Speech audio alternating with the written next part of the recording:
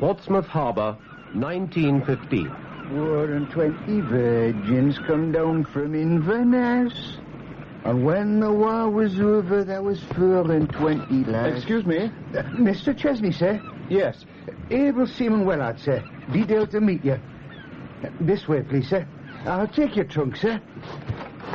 There we are. This way, sir. Thank you. It's not far, sir. Just to the end of this jetty. The boat's already on its way. See there, sir? Yes, I had noticed. Thank you.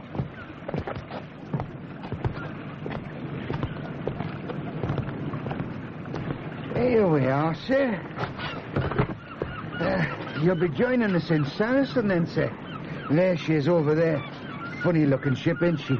A monitor, neither one thing or the other. You'll pardon me saying so, sir. What's her tonnage? 7,000, sir. And every rivet brand spanking new. But she's really no more than a floating battery, sir. Just ask me. See them guns? Big uns, aren't they? 15-inch. Specially made, they was, for supporting fire-to-land forces. Big uns. Still, I expect I told you all that at Naval College, sir. Quite. Are you Chesnaye? That's right. How do you do? Oh, get aboard, for God's sake. No use waiting for a damn fanfare. Righto. Come along, Wellard. Sir. Right, Morrison. Let go forward. Oh, God. 3 minutes adrift already. Bear off forward. Watch that paintwork. Give way. Together.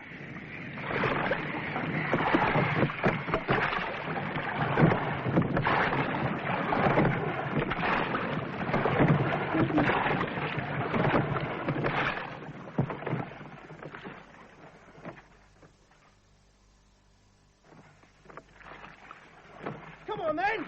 Put your backs into it. Oh, sorry about the rush. My name's Keith Pickles, and I don't want any funny remarks. Why the rush? Are we putting to sea immediately? Rush? Well, everything's done like this. Right now, there'll be at least 2 telescopes trained on us, and all hell will be let loose if I take longer than the prescribed time. But supposing I've been late? The day you're late, you'll know the answer to that one. I expect you think your training days are over. Well, believe me, you haven't seen anything yet. Oh. Funny-looking ship, isn't she? She is rather. What are those bulges along the waterline? Anti-torpedo bulges. They're an experiment. She's so damn slow, we need them. But you won't say I said that, will you? Right. Look lively. Oars! Oh, good almighty, Morrison! Hook on this time, for Pete's sake! Tie off at the boom, then report to me, Mr. Pickles. A bloody awful exhibition. Oh, hell. Oh, good, Morrison! Right. Up you go, Chesnaye.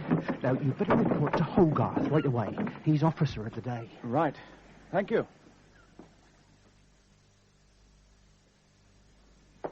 Midshipman Chesnaye reporting for duty, sir. So, you're Chesnaye, are you? And have your gear taken to your berth, and then you can report to the commander. Tobias, have this officer's gear taken below, and then show him to the wardroom. Aye, aye, sir. And tell Mr. Pickles I want him at the double. Couldn't handle a damn boat to save his damn neck. I thought he did rather well, sir. You what? When I require the opinion of a midshipman, I'll ask for it. I am the gunnery officer. I am the one man aboard this ship who is of supreme importance. Those guns are my responsibility. Without them, the ship might just as well not have been built. I see, sir. The primary object of this vessel is to knock hell out of the enemy. Under my guidance, we have done and will do just that. Do you play bridge, by the way? No, sir. Just as I thought. The very bottom of the barrel. Very well. Carry on, Mr. Chesnaye. Sir? Oh, there you are.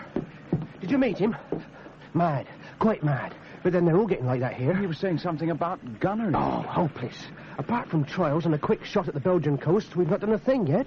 Even then we missed the target. Captain's been giving Hogarth hell. I've got to report to the commander next. Oh, he's all right.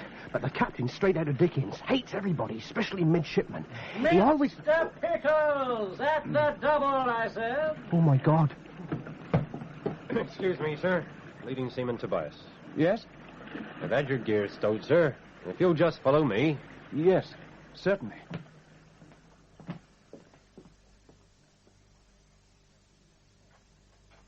And this is the gunroom, sir. All you young gentlemen mess here. This is the gunroom steward, sir. Ah, you'll be the new one then, sir. I'm Lukey, sir, and that there is Betts. We looks after all you 6 young gentlemen. And him. Him? Yes, sir. Sub-Lieutenant Bloody Pringle. He's in charge of you all, and he enjoys it very much. I am to report to the commander. Ah, yes, sir. A real gentleman, Commander Godden. A topser. Where is the wardroom? Right aft, sir. Bloody back, sir. Pork chops and roast buns today. Nothing like Sundays on board. A bit of God, and then a good tuck-in, sir. I'll bet those bloody Huns ain't getting grub like this. Oh, just a few things, sir. I hope you won't take any offence, but it's better to get off on the right foot. Firstly, sir, you never wears a greatcoat aboard without express orders. The captain doesn't believe in them. Says it pampers a young gentleman like. Next, your trunk, sir, is a officer's pattern like. Pringle won't like that. Must have a regulation midshipman's chest. It belonged to my father. Oh, yes, sir, very nice, I'm sure, but it won't do. In this ship, everything's perfect. The captain says that's how it's got to be, and that's how it is. Take my tip, sir. Tread carefully, and don't ask questions. Excuse me, sir. The commander will be waiting. Off you go, then. And remember what I said.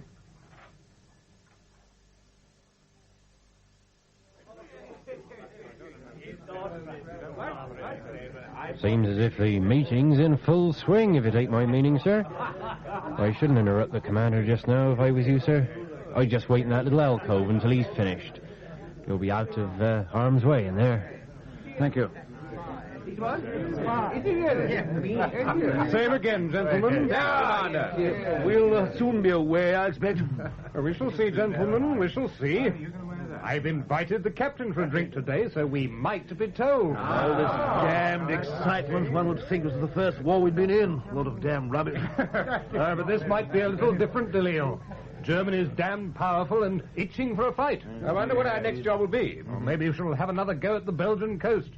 Give poor old Hogarth another chance to prove his word. It's no job for a ship. Ships are for fighting ships. Get mixed up with the damned army and anything might happen. I agree with Travis. I don't much hold with inshore fighting. Shooting at some damn target 10 miles or so inland, while some fool of a soldier signals his interpretation of what you're doing. But, I mean, it's not clean. It's not naval somehow. Certainly not, Commander. Certainly not. Gentlemen, I'm so glad you could accept the invitation, Captain. Good sermon, Padre. Thank you, sir. Most gratifying. Well, are you going to offer me a drink? Steward, sherry for the captain. Thank you. I've just received my orders. We sail tomorrow. I see, sir. After lunch, Commander, perhaps you'll be good enough to see me about final arrangements. And may I be bold enough to inquire our destination, sir? You may, Padre. And since no more shore leave will be granted, I can be sure of some sort of security. Our destination will be the Mediterranean. The orders specify Gibraltar, and thence to the eastern Mediterranean for operations against the Turks. Gallipoli, by God. As you put it, Commander, Gallipoli. But I thought the Gallipoli campaign was going to be allowed to fade out, sir. Perhaps, Mr. Travis, their lordships have not had the benefit of your insight. I know what Travis means, though, sir. We've been told that the squadron sent to bombard the Turkish forts along the Dardanelles wasn't powerful enough. And there was some story, too, that our minesweepers were repulsed by gunfire, and that the battleships have to do the best they can against enemy minefields. It is a campaign, Commander, not a Lilliputian skirmish. Furthermore, the object of these operations is to capture the Straits, and not merely to give some apparently much-needed exercise to our gunnery officers. With the Straits captured, Turkey is cut in two.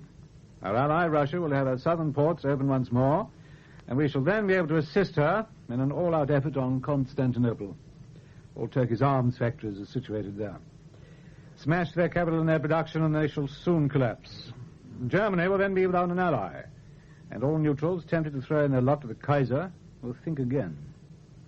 In addition to that, the back door to Europe will be open and in our hands. My God, what a scheme. Quite so, Major. It will require all our attention. But surely, sir, by now the Turks will have recovered from the first assault.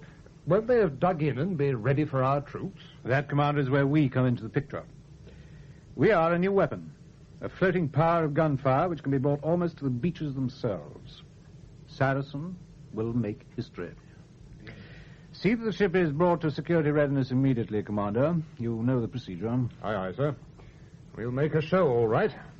I'm afraid that a show, as you call it, would fall far short of what I have in mind. Good day, gentlemen. There's the Turks and men. Hell!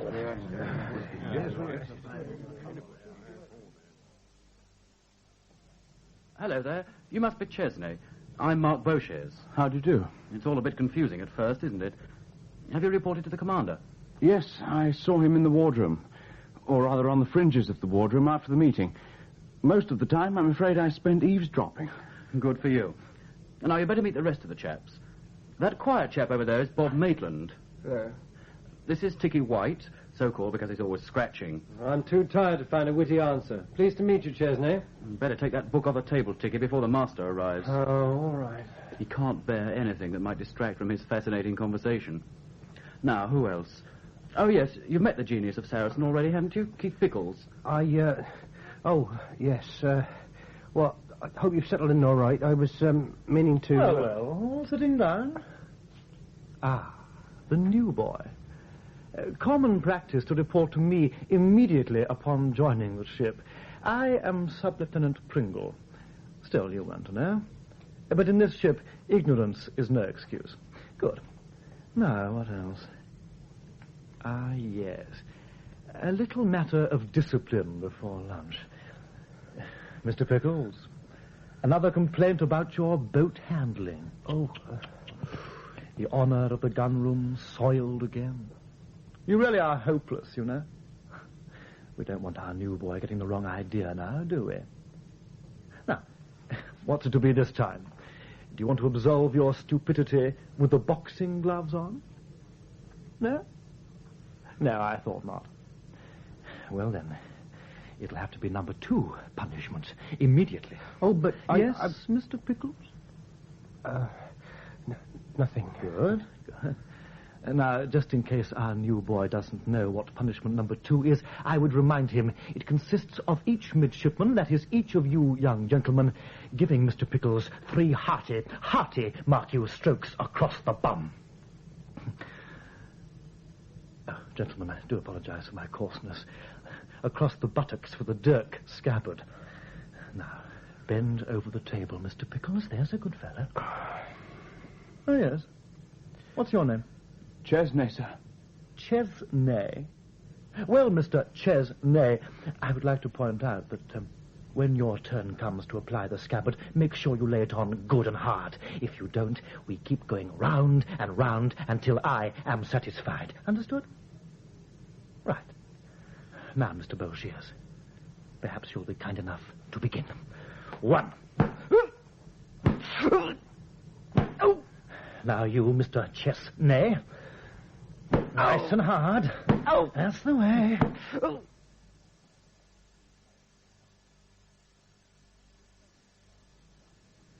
Keith? I say, Keith, are you all right? I shouldn't bother him, Chesnaye. There's a good chap.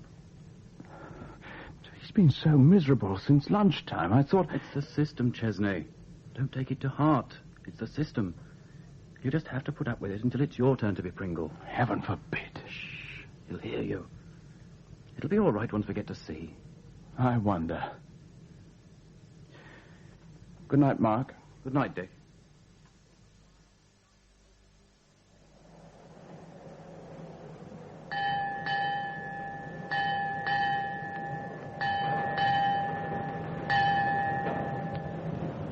Engine room standing by. You found your way then, Dick. Very good. What happens now? Just keep quiet and get out of everyone's way. For leaving harbour. Mr. Beauchers, my respect to the captain, and tell him it's 5 minutes off the time to slip. Aye, aye, sir. All duty men closed up for leaving harbour, sir. I should bloody well hope so, sir.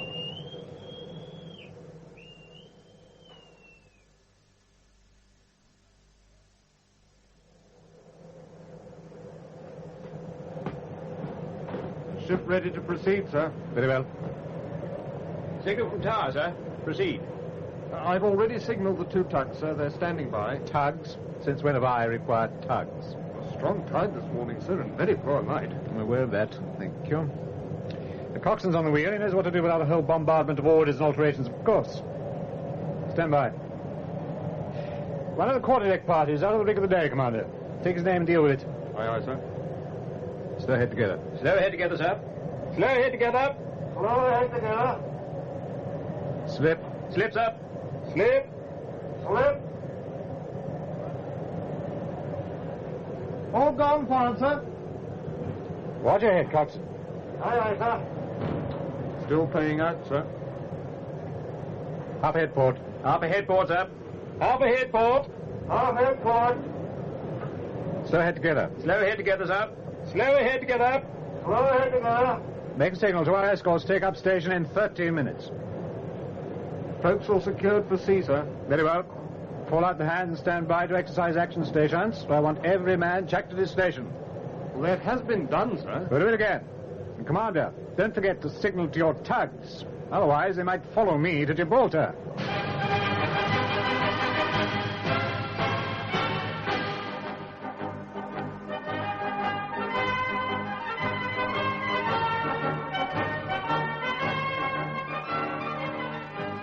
Now, Mr. Chesnaye, for entering and leaving harbour, your place is in the navigating bridge. You have to study and assist the officer of the watch and make yourself generally useful.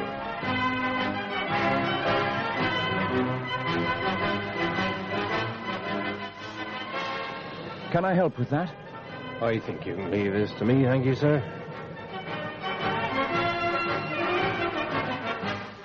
During action stations, you'll remain on the bridge, Mr. Chesnaye, where you'll attach yourself to the signals department. You will also have charge of one of the oared whalers. You should be able to manage that, but if Mr. Bloody Pickles doesn't improve, you'll be getting his boat. What's the honour of the gunroom soiled again, Mr. Pickles?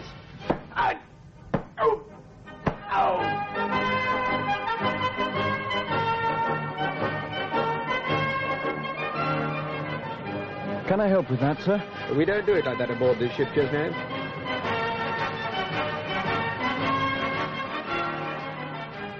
About that sea chest of yours, it's not regulation. We must have uniformity and discipline, Mr. Chesnaye.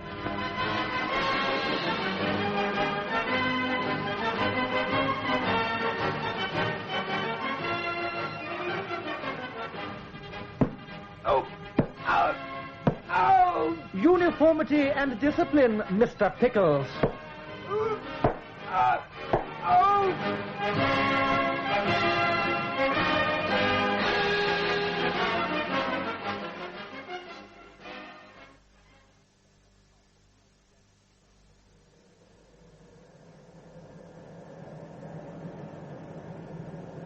Hello, Keith.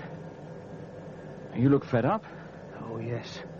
I tell you, Dick, I'm about sick of this bloody ship and the Navy, too. Oh, your turn will come, Keith.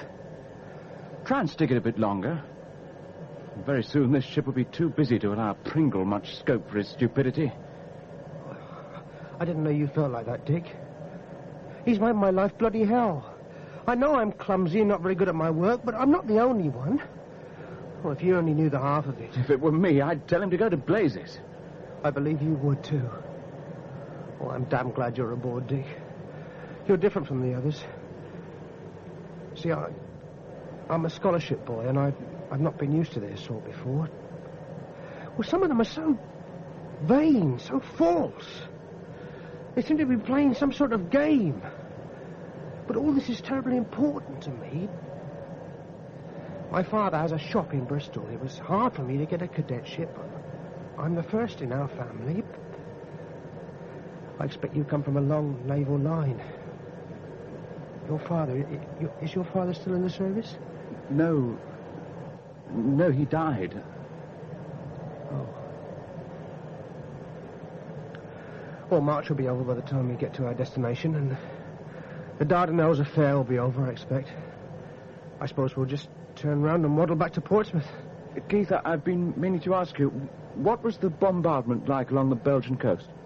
Noisy. 15 inches pounded away. About 3 dozen shells. And all we saw was a cloud of brown smoke. When we ceased firing, we heard the soldiers having a go.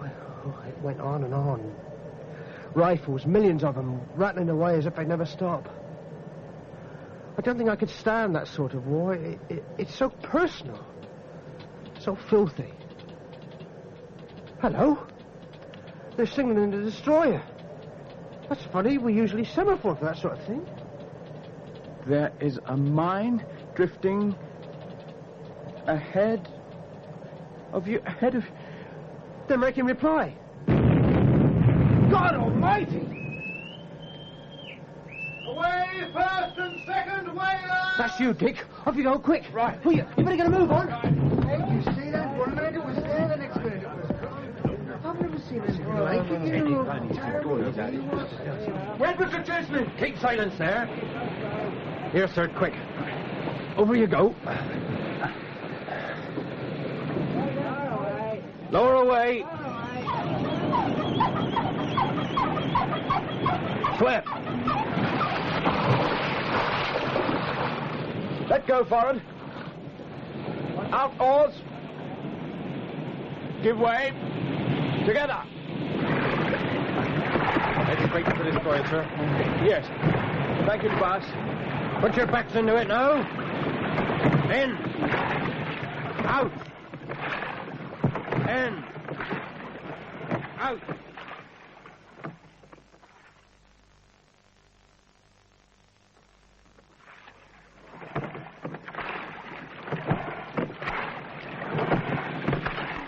Bows.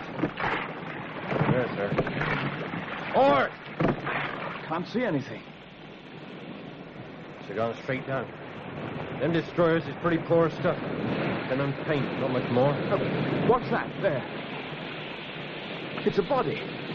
Quick, give me a hand. Leave him, sir. Let him be. Poor sod, we can't help him now. There's another. They're all dead. All of them. Easy, sir. Easy. It'll be worse than this before this lot's over. Saracen signaling, sir. Recall. But They can see better than us, sir. There'll be nothing left now. We better go back now, sir.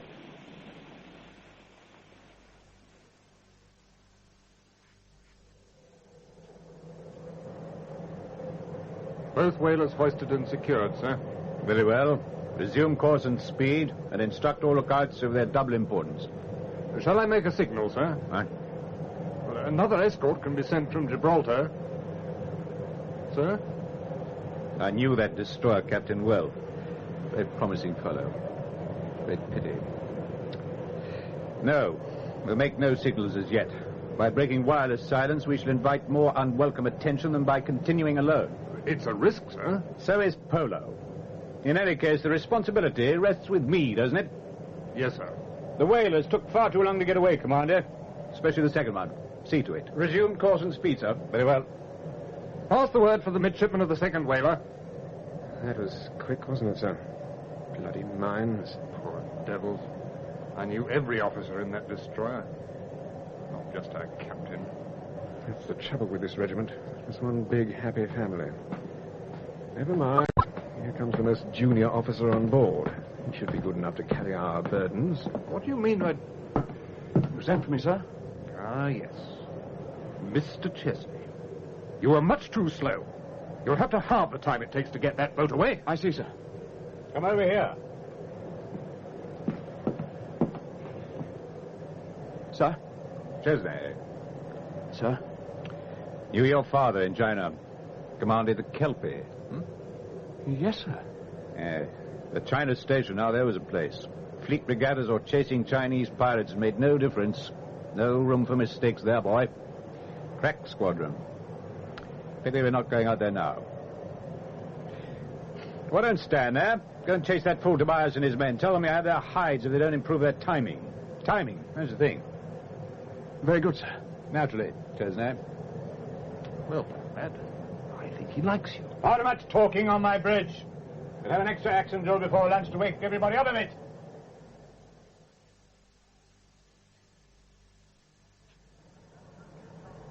Well, where the hell have you been? To the bridge. Bridge. Crawling, I suppose. Oh, my God, you mids make me sick. Did a little boat work upset you then? Perhaps you thought you might see blood. Oh. Wait, you've seen a bit of service. Then you'll have something to weep about. How much service have you seen? What did you say? My God, you really asked for it now. Sub-Lieutenant Pringle, I'm not going to fight you. But if you threaten me again, I'm going straight to the commander. You're my superior, and I have to obey you. But as we are alone, I can cheerfully tell you that in my opinion, you're a cheat, a liar, and a bully.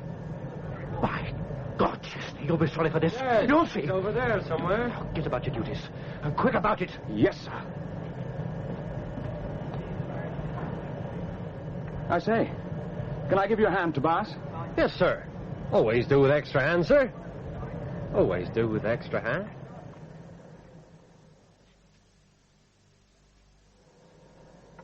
Oh, the captain says to me... soon be at jib, sir. Yes? Nice place, sir. You been there before, have you, sir? No, never. Oh, you'll like it, sir. Have to watch the girls, mind. They'll have your trousers. That'll do, thank you, Willard. Get on with the work. Right, Dookie. Nice enough lad, sir, but a bit on the chatty side. And don't take any notice of what he was saying. When we gets to jib, you go ashore and enjoy yourself. You've earned all of these, sir, if you'll pardon me for saying so. Yes. Yes, of course. Thank you, Tobias. Thank you.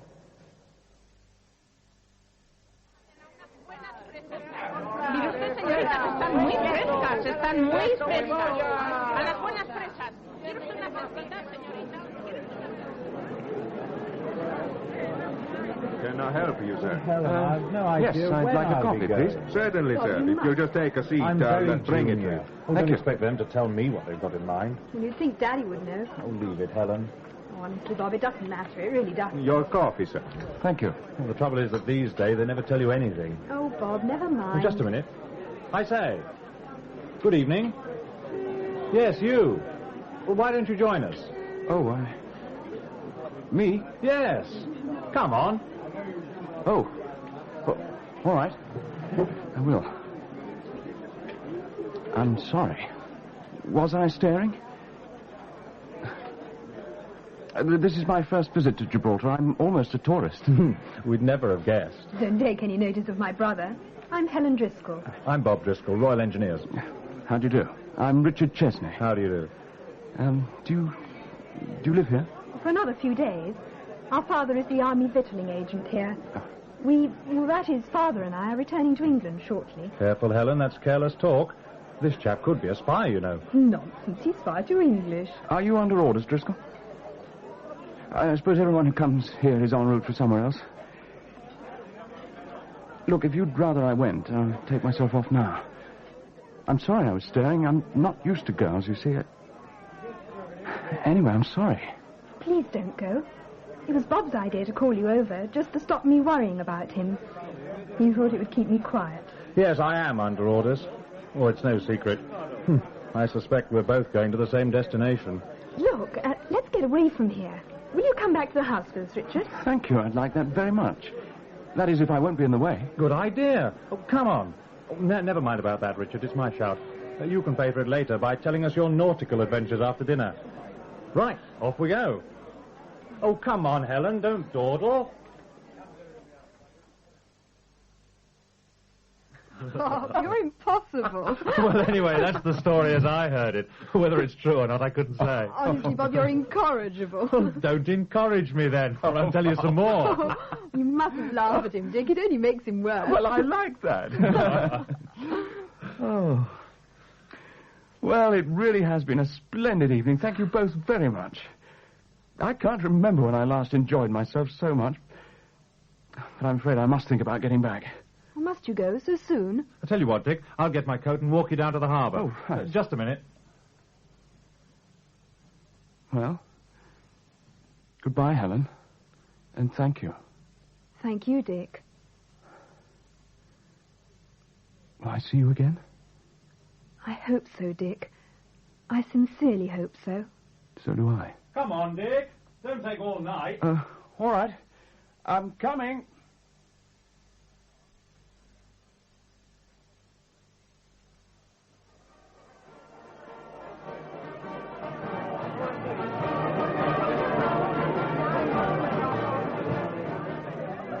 Evening, Dick. I don't think my boat will be required again for a bit. Shall I send them below for a breather? You do that, Keith. Kept you busy, have they? Oh, like wild beasts to the fray. Not a woman under 60 ashore tonight. Honestly, though, running the shuttle service for ship's parties is about the hardest work I know. Whoever decided to give a reception aboard was his head examined. It's not the ferrying I mind so much as being surrounded by dozens of unapproachable women. I know what you mean. I've been watching them come aboard. However, I noticed that you've had the good fortune to booze yourself with never a thought for the poor watchkeepers. Well, there's a whole gang of petty officers at the landing stage. They're not too proud to remember the poor midshipman. However, since you are my particular blood brother, yes, I've brought you a spot of port. Oh. Quartermaster, have you any glasses? Only the gangway mugs, sir. Oh, can't have that. Must have proper glasses. This happens to be vintage port. The Vice Admiral apparently left it in his pinnace this evening. Very careless, you will agree. Right, Quartermaster. Double away smartly and explore the underside of the awning there. Some idle drinkers always put their empty glasses on deck so as not to waste time. How many glasses, sir? Oh, one each, of course. Aye, aye, sir. Well, Dick, at least I don't have to worry about bloody Pringle tonight. Good. Well, I suppose he's enjoying himself with the other subs. Oh, you might have thought so, yes. However, for a change, Mr. Bloody Pringle is attached to the most gorgeous little piece you've laid eyes on. I don't believe it. It's true, I swear it. Who's this? I'm see for myself. Well, look here, old son. Huh? Through this gap in the awning. There he is. Look. Where? Oh, I see. Yeah. Where's the girl? Well, that girl deserves a medal. She's keeping that ape off our back. Yes, I see. Good God. It's Helen Driscoll.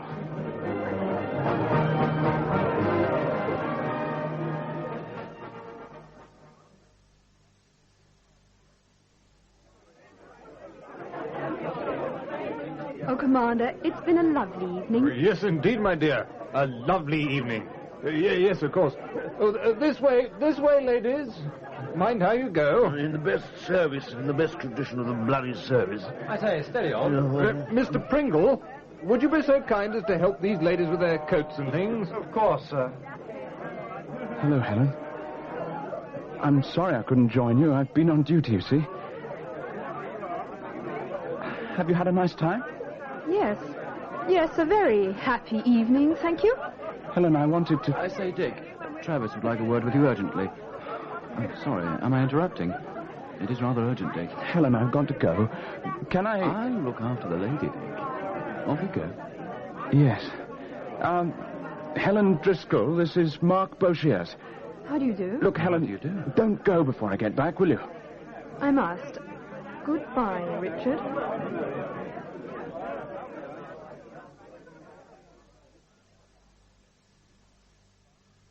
Dick? Are you awake, Dick? Yes, Keith. So it was your girl, then, Dick. Look, I know it's none of my business, but I overheard Pringle boasting about what he'd done. Oh, nonsense. They didn't leave the ship together. No, I didn't mean that, Dick. Pringle said she was asking where you were, you see. Well, Pringle pretended to be friendly. You know how he is. And then he spun her some yarn about you. That's what he was bragging about. For God's sake, man, it makes sense. Well, what did he tell her? He said you'd been boasting about the things you'd done with her. He said... Rotten bastard. Oh, look, Dick, it's nothing. For God's sake, forget it. I'm sorry I told you now. Only Get it. Do you know, my father once said, never trust anybody. I'm just beginning to learn what he meant. Night, Keith. Good night, Dick. Never trust anyone. Never trust anyone, boy. I did. And look at me. I was in my cabin when it happened. The hull ripped open. My ship, a Kelpie. They said I was drunk. Me, drunk. The helmsman's not to be trusted. And the bloody navigating officer, he had a grudge against me. They all did. It wasn't my fault. Never trust anyone, boy. end up like me, chucked out of the service. Oh, God. Perhaps it wasn't his fault after all. A swine like Pringle about, who's to tell? Poor father. Even your own son didn't have the guts to own you. I said you were dead. Keith. I say, Keith, it wasn't true when I... Oh, never mind.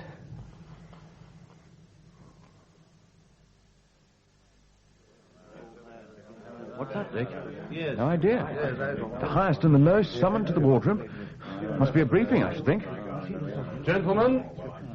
All present, Commander. Yes, sir.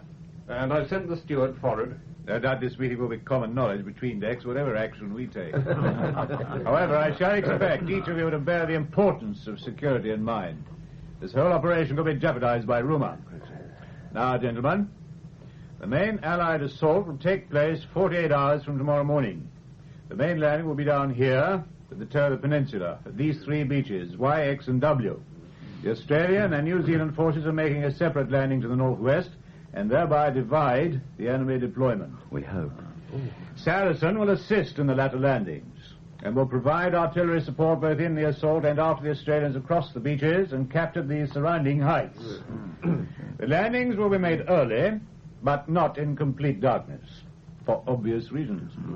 However, we must face the fact that all the troops will in all probability be advancing into point-blank fire from well-sighted guns of every caliber. So our own importance, our duty, is plain. We must keep up a steady fire at pre-selected targets so that the enemy is not only tied down, but is also unable to harry our troops as they make their way inland. And this whole area is crisscrossed with gullies and ridges. We shall, in all probability, be firing at targets beyond these ridges, which we cannot see. For this and other reasons, I intend to land spotting teams, as arranged under the command of Lieutenant Thornton. That's us, afraid so. And in cooperation with the Royal Engineers, I shall expect an unbroken stream of information to be fed back to Lieutenant Hogarth's gunners. Commander, you will check each landing party personally. They might be cut off from the ship for some time. Now, if you have your notebooks to hand, Major Cleghorn, who is to be our liaison with the land forces, will give you details concerning... Well, gentlemen, I trust all is now clear. There's nothing else to say at this juncture. The cards are down. We are committed. From the moment the sun rises over those beaches, we shall all be paying our way. Now remember the ship's motto, gentlemen. With courage and integrity, press on. One quality is useless without the other, either for this ship or for the Navy itself.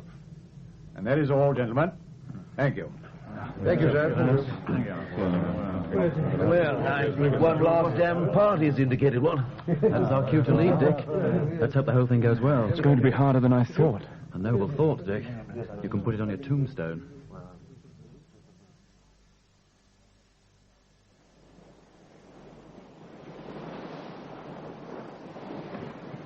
Good morning, sir. Steady on north 85 east.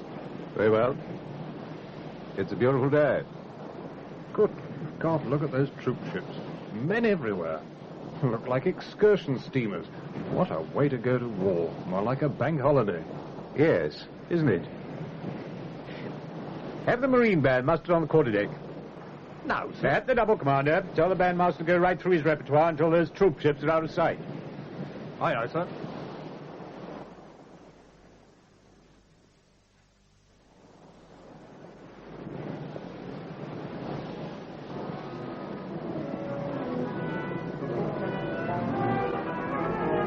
What's going on, Dick?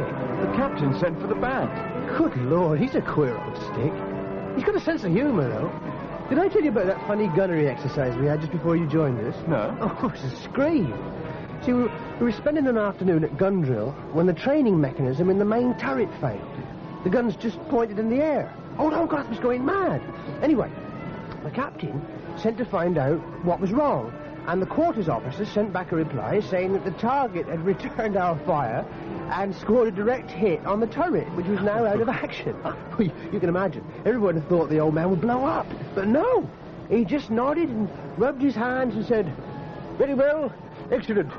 A bright young man, that one, uses his imagination. Well, there was a bit of a pause while he considered, and then he said, "Pass the word to the surgeon about casualties. I would like to see the quarters officer bandaged for, let me see, multiple fractures. He can then be carried to his quarters while his men are said to stand easy." You have to get up early to get the better of the old man. You know, Keith, some of the others think he's eccentric and a bit odd. I've heard.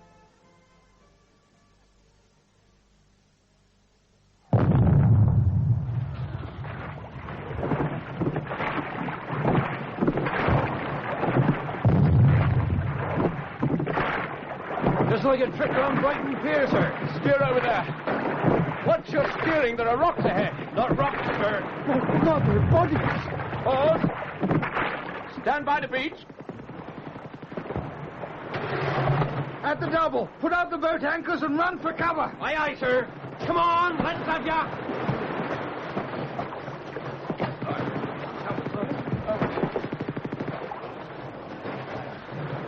Come over here, you stupid bastards. There's snipers about. Get down, get down. This way, follow me. Ah! Frederick's hit. Look at his face, Get down, all of you. Tobias, have you got the signal cases? Yes, sir. All the bloody stupid jokers getting yourself killed like that. For nothing. What's been happening? Pretty quiet landing so far, but the boys is pretty held up in the gully. Your party all right, Dick? Of course, Thornton's bought it. It's up to us, then. I suppose so. I'll set up my signal party here on the beach as arranged. You must take Thornton's job with the army. Or do you want me to take over? No, I'll go. We'd better be off, sir. It may take some time to contact the army signal blokes. You're right. Think you can make it all right to the top of that cliff pass, Keith? I'll be all right with you, Dick. Right. Come on, then.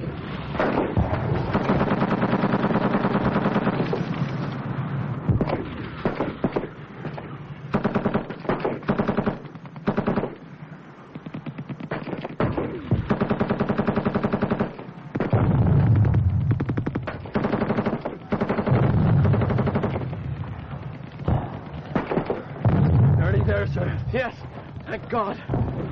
Come on, lads. Over here! There, by that cave. Come on. There's the observation post. Just in time, too. Oh, come on, Keith. In we go. Hey, mind where you're damn well landing. Good God, Dick Chesnaye. Look, keep down, keep down. Bob Driscoll. How are you? What the hell? You're just in time. My sappers have started to lay a wire to the beach. As soon as they've connected, they'll send a Morse signal to my chap here. You've got a range map of the area? Yes. Good. But I expect we'll have to make a few alterations after the first shots. Right.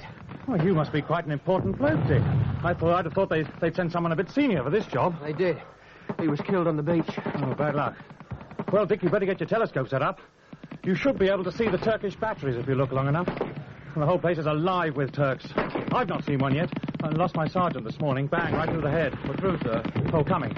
It's all yours, Dick. Now, let's see what the Navy can do. Very well. Make a signal to Saracen.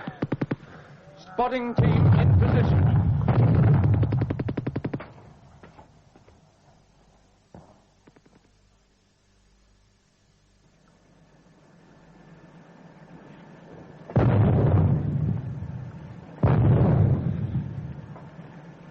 How much longer, sir? Signal, sir. Thank you. A signal from the beach, sir. Yeah. Ceasefire. Turkish batteries silenced and supporting infantry dispersed. Very well. Cease firing and secure the guns. Excuse me, sir. Signal from flag, sir. Thank you. A signal from flag, sir. The bombarding squadron will withdraw at dusk to reinforce southern landings. Saracen will maintain position until relieved. Every available effort to be made to evacuate wounded under cover of darkness. Left alone again. God, what do they think we are? And what the hell are we going to do with a lot of wounded soldiers? We have a surgeon, I believe. Assemble all boats and prepare to carry out instructions. We are a bit vulnerable here, sir, anchored fore and aft. Nothing I can do about that. Must maintain a good position for Hogarth's sake. He did very well, by all accounts. So did the midshipman, sir. Yes. Pity about Thornton. Good off, sir. I must write to his parents. Guns secured, sir, and permission to fall out cruise. Very well. Quite a good shoot, I thought. I'm sorry we had enough time to give you a more experienced spotting officer. In the circumstances, sir, I think they did a grand job. Turn to, both watches, Commander. Rick, take us for hoisting the wounded aboard and have a constant guard right around the ship. I'm going to my sea cabin for a few moments. Damn. Just as I was thinking of going below for a quiet drink. Shall I signal for the shore party to return for the night, sir? No. Let 'em bloody well stay there. Night in the trenches will do 'em good. But, sir, Carry on, Mr. Hogarth. Aye, sir.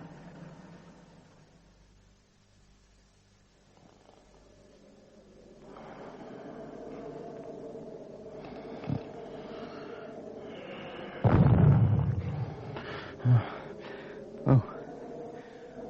Hello? Bob. I wondered where I was for a minute. You've been snoring for hours. Have a drink. Brandy?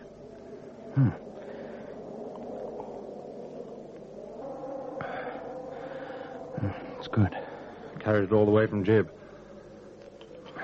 God, what a long way off it seems. Anything happening?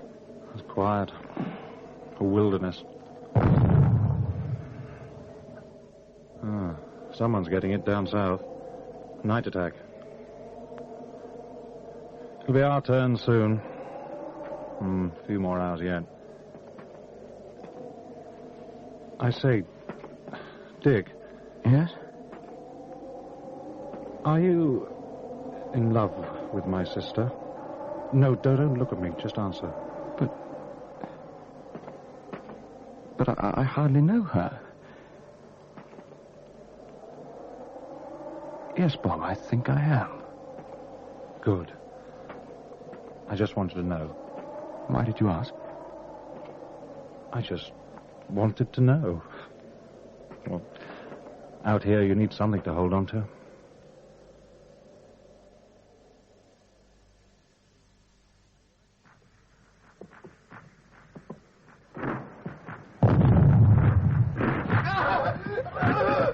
God help me, I must get away from here. I'm coming, Keith. Hold on. Keep down, you lot. They'll be coming over after this. Keep down, Keith. You're quite safe. We can't go on, Dick. Please don't make me. Keith, for pity's sake, it's a bombardment. The Turks will be coming over as soon as it drops. Not fair. We shouldn't be here. But we are here, Keith, and they're depending on us.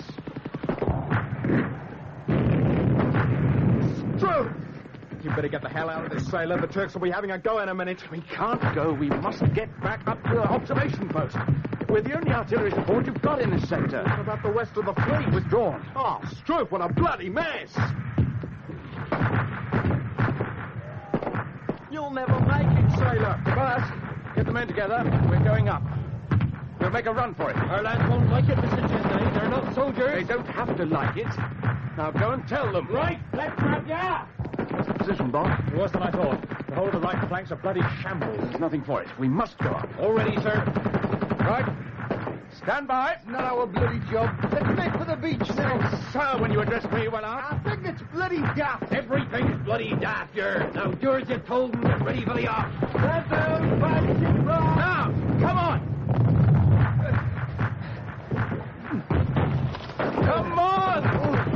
Keep up, Keith. Up on now. Come on, Keith. Jump. We've made it. Thank goodness for that. You all right, Keith? He's fine, sir, but I think we're pinned down. Never mind, we're here. Keep down, all of you, for God's sake. Contact with the beach party, sir. Send this signal and range orders. We've got to stop this attack. Aye, aye, sir. Here, look down there. All they bloody Turks charging us. As if they'll give them some bloody stick. There's too many of them. There's thousands of them. Come on, Saracen. Come on.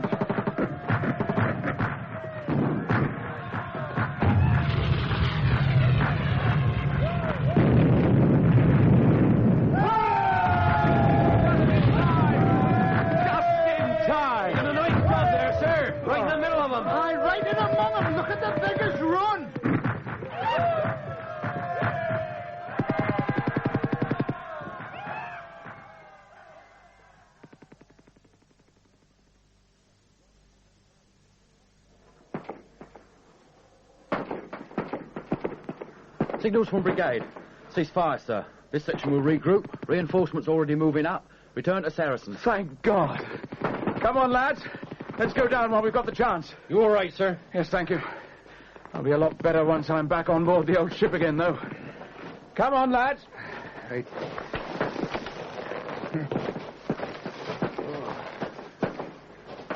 You know, Willard, my sonner, he's a proper little tiger, that Mr. Chesnaye. A proper little tiger. Come day, go day, God send Sunday. Phew, backwards and forwards, one stall strip after another. Too slow to go with the destroyers, and too awkward to go with the battleships. 4 and 20 virgins were down to ends, and If we go on at this rate, the bleeding war will never end. Better than fighting Turks, so, innit? We was a bit too close for comfort last time. When the war was over, there was 4 and 20. Right. Start securing the paint. It's nearly up spirits. Come on, Sunshine, give us a hand. Righto. Right. That will do. What the hell are these loafers doing? Who gave you permission to pack up your gear? Mr. Chesnaye, sir. Well, Chesnaye? They were finished. There's only a minute or so to go. Now, you men, never take advantage of an inexperienced officer. Get the lids off those tins and get back to work. But we've finished, sir. Well, you can do 15 minutes extra work to make up for your laziness. Now, get to it! Come here, Chesnaye. They're an idle lot of swine, Chesnaye. You have to keep them at it all the time. I don't agree. Oh, well, of course you wouldn't. You think that by being slack with them, you'll win their hearts, eh? Imagine you'll be a little tin god, Remember what I said. They're the scum of the earth and only understand firmness and discipline. I think I'll make up my own mind about that, if you've no objection. Oh, I thought so. Like father, like son, eh? No wonder your old man got the sack. Oh, God! You bugs, he's at the crumb.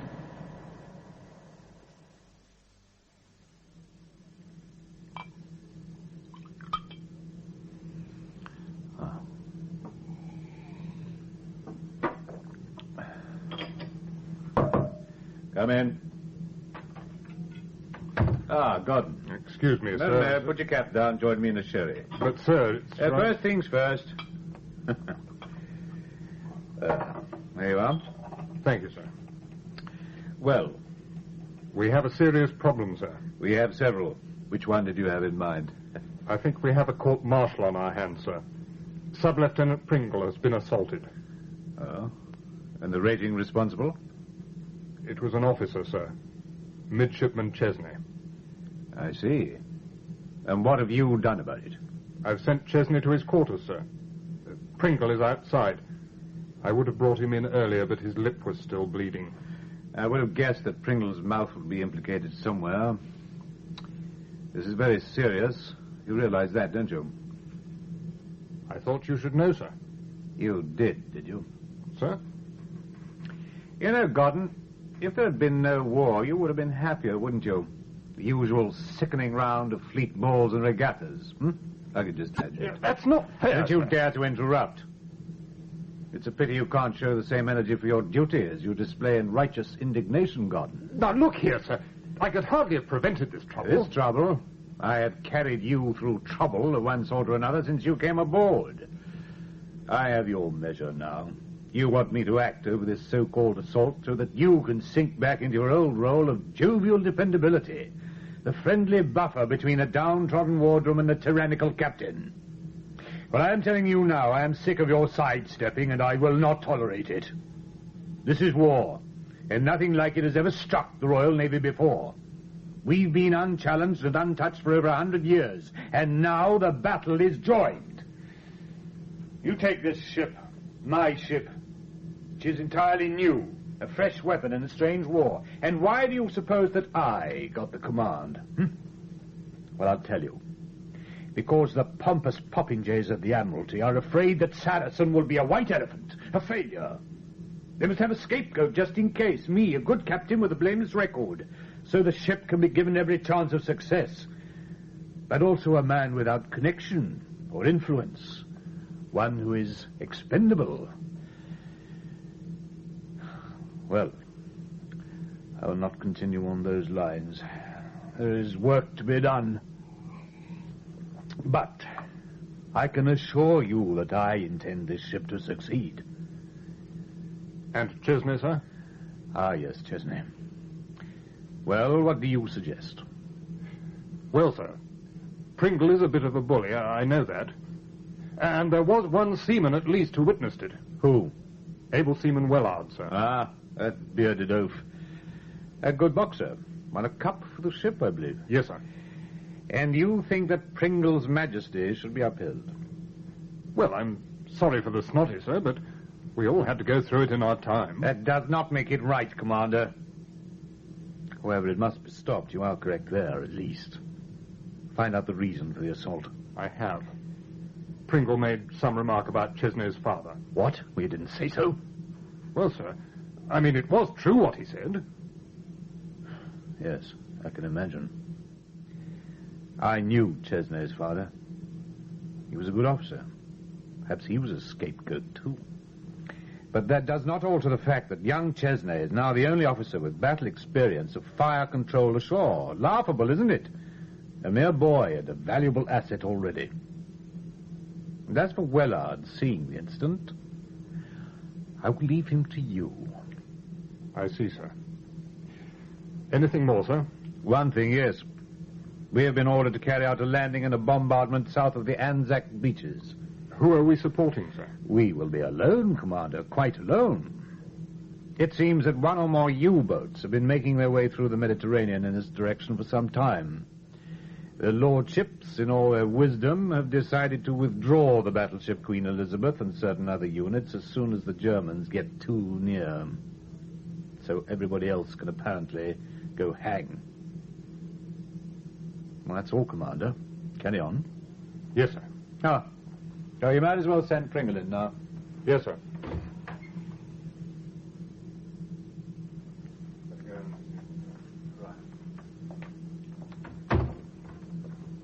You sent for me, sir? Yes, Pringle, I did. Now, I don't want all the whys and wherefores of this business. Remember this, Pringle. In war, the demands will soon outgrow the supplies. Young and junior officers will be worth their weight in gold. Sir. Even this ship will have to take on reserve officers and untrained ratings as soon as we return to base, and every professional, no matter how inferior in rank, will have his work cut out to make the simplest routine run smoothly. Even you will probably have a command of some sort in a couple of years, if you are careful. But I will not have you behaving in this irresponsible manner, do you hear? But, sir... You insulted this midshipman, and he reacted in the only way he knew at the time. He's lived under strain, and in no little danger, doing a job for which a more experienced officer had been selected. I will not tolerate any such behavior in the future, do you understand? Yes, sir. I'm sorry, sir. Pringle, I think you might have promise. If only you can think a little less about yourself and a lot more of your duty. You will have that chance very soon when we reach the enemy coast. When the main landing is carried out, you will take charge of the seamen employed ashore. Is that understood? Yes, sir. Very good. Carry on. Aye, aye, sir. And Pringle. Sir? Be warned. The light of forgiveness is short in its duration.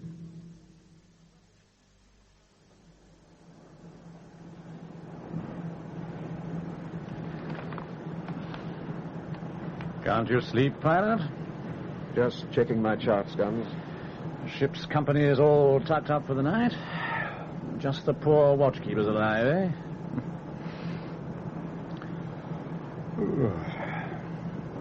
We'll be up to the coast before dawn, then. Yes, running, rather crawling to schedule. I'll be glad when we get started. Me too. A quick bombardment, rushing the landing parties, and then rapid fire on the enemy's flank. Sounds easy, eh? I'm sick of it all. This whole operation is going rotten on us. Well, how do you mean? Well, you know that Fisher has resigned from First Sea Lord, and Churchill's being dragged over the coals about the hold-ups and disasters out here. Well, what of it?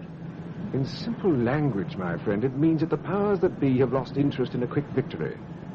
For all we know, they may have written off the whole operation already. Oh, for God's sake. Anyway, I think this Pringle assault business is much more serious. You would. Well, there's no need to be like that, old man. Look, just think about what I've been saying. If the Gallipoli landings have been a waste of time, then we should know about it. You can't just leave a whole army to rot away and do nothing. Well, I've always done my duty and nothing more. Well done, Guns. Spoken like a gentleman. Oh, seriously. But I feel strongly about it. We must maintain standards even in war. Well, I think the captain was wrong to ignore Chesnaye's behavior, even if Pringle is a fool. Is that all right? But he must be upheld. The commander is quite right. Has he spoken to you about it? A little. He's pretty fed up, actually. Too bad. But meanwhile, we've got a very nasty job in our hands at daybreak. Oh, that. We'll manage the Turks, all right. Hello, Sub. How's the jaw? Rather not talk about it, sir. Well, I think you asked for it. Going to catch an hour's sleep. Guns, call me if the ship capsizes. I'm just going to check our position, Sub. Take over. Aye, aye, sir. Object fine on the port bow, sir. Well, what is it, man? A piece of driftwood, I think, sir. Well, keep your eyes open for more important things, damn you. This everlasting driftwood. Aye, aye, sir.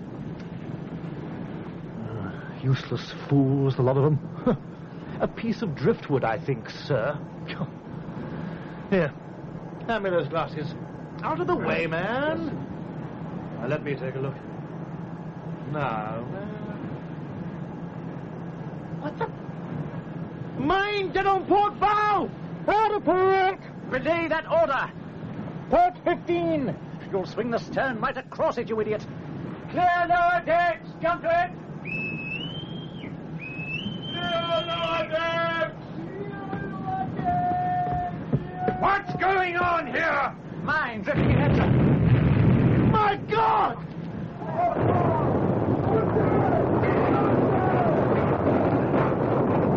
I want a complete muster of all hands. Tell the boatswain to have the boats run out and check all rafts.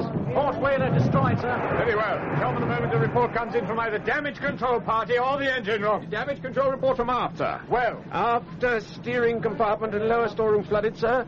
Fire party dealing with outbreak in secondary paint store. All watertight doors holding and secure. good. Captain here, yes, Chief. The pumps are all working well, sir, but I'm afraid I can't let you use the port engine. The shaft tube is badly damaged, then? Can't tell for sure, sir. My immediate guess is that the port screw is damaged. Either way, it's a dockyard job, sir. We're lucky that mine didn't blow the guts out of the stern. Luck, Chief. It depends on which way you look at it.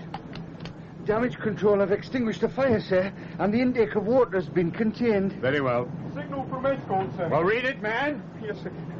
Request instructions. We're prepared to take you in tow at daybreak. Request permission to signal for further assistance. That's the end of the landing, then, sir. Signal escort to resume station. Negative her requests. I intend to continue at reduced speed on remaining screw. But, sir... Yes. Well, sir, I don't mean to question your judgment, of course, but our orders are exact. We have to be in position before daylight. Otherwise, the enemy shore batteries will have our measure before we can cope with them. On only one screw, we can make a bare 3 knots. We shall be a sitting target. Quite so. Unfortunately, we have no choice. Without us, there is no support for the troops in that sector. They are relying on us to attack the enemy flank. See that all hands have a good breakfast before dawn. I want this ship smart and efficient before that time. Yes, Commander. She's 2 feet down by the stern, sir. It's not possible to rig collision mats, and in any case, the frames are well buckled as far as I can see. We can assess the damage a bit better when we get to the nearest dockyard, sir. I quite agree. However, we have a small operation to complete first. I shall want to speak to all heads of departments in 1 hour, especially Major DeLille. We are 1 whaler short, I understand, so the boats will be hard worked when the time comes. You're surely not suggesting that we go through with it, sir? I will put your lack of respect down to strain, Commander. However, I should add that we are now committed. I have no intention of letting disbelievers cast scorn at this ship or her company.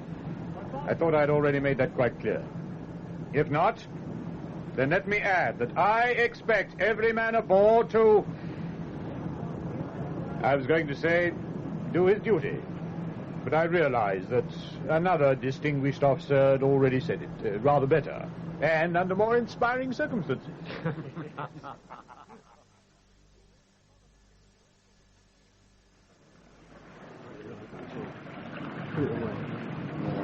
Keep silence there. Save your energy, you're going to need it. You all right, Chesnaye? Yes, sir. It's very quiet. Yes. Too damn quiet. All the boats are ready. Time for us to shovel. Let go, forward. Give way. Together.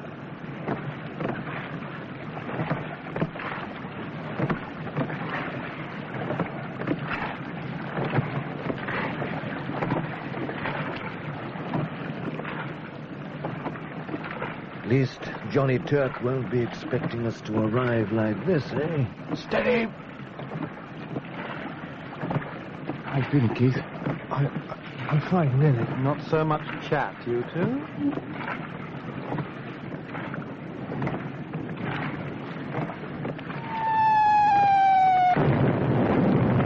Oh, my God! I spoke too soon.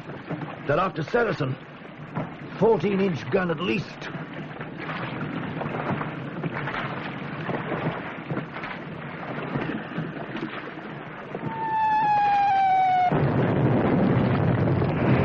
Getting closer all the time. I thought it was too good to be true.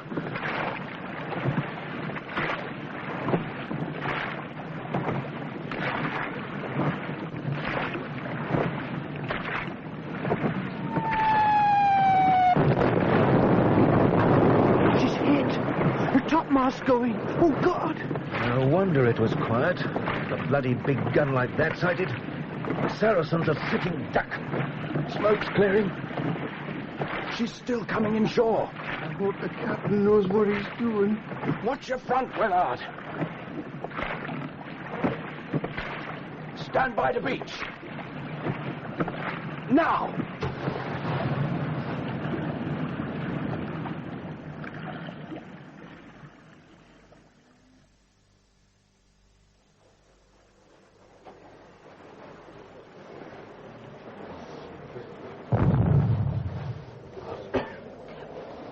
Damn fine landing. Not a man lost. Must have caught Johnny Turk with his breeches dangling, what? Stand off the beach. Wait for further orders. Close up. Lively there, no time to lose.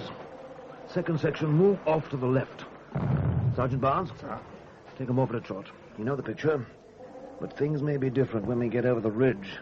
The Turks will not be expecting our little lot, but it won't take them long to move up a force of some sort. Your orders and mine are to hold off any local attacks, while the spotting team directs Saracen's fire on the enemy's flank. That big gun trying to knock hell out of the ship is probably intended for our lads further up the coast. It must be destroyed. Now, off you go. Sir.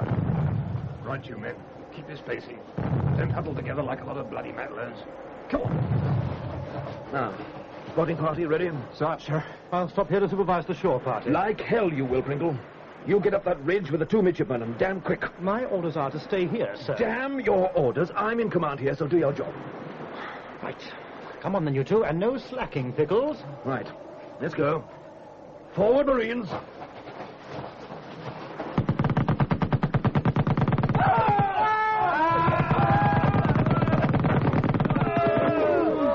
Get down! Get down! God, what a bloody mess. Round to the left, you men. Get that Lewis gun mounted and spray the slope. No need for you to bother with us, Pringle. Get your party across the gully and up to that ridge there when we charge. See, the one with the pinnacle like a church steeple. We'll hold these blighters off, and once you're up there, you'll have a good view over the ridge and across the valley on the other side. Must clear the batteries by noon. Now, off! Off you go! Right, come on, you two!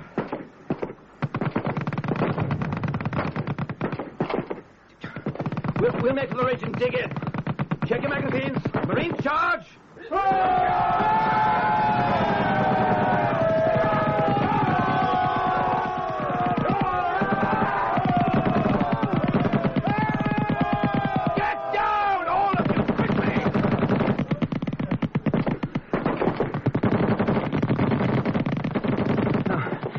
Start anyway. They must have been waiting for us. We better hang here. We better hang on here, sir, till it quietens down a bit. Sir! Mate to the lawyer, sir. Sir, one of the young gentlemen's been hit, sir. Got it back there as we charged. Oh, my God, sir. Look at that other one! What the hell? Pickles! Pickles, come back, you bloody fool! Come back!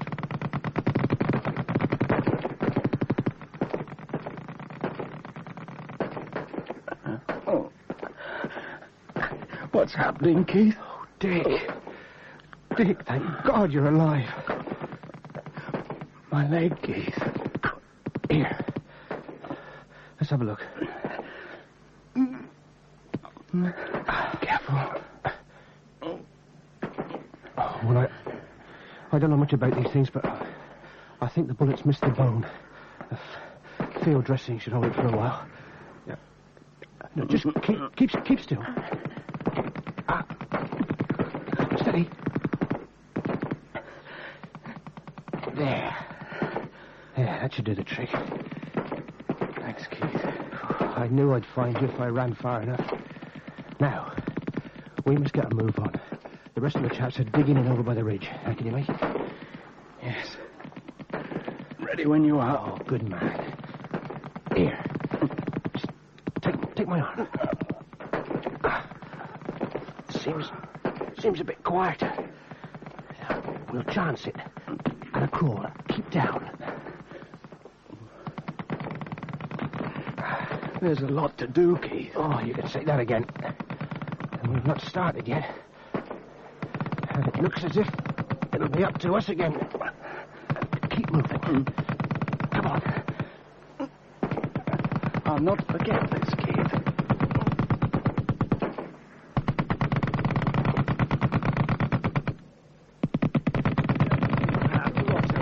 Right, sir. Well done, lad. We'll be needing you as soon as the orderly can patch you up. Think you'll be able to make it to the top of the ridge? I'll try, sir. Good lad. As for you, Mr. Pickles, by God, you should have been shot for what you did. You're raving mad. You know that? Well done. I suppose I've just got used to running.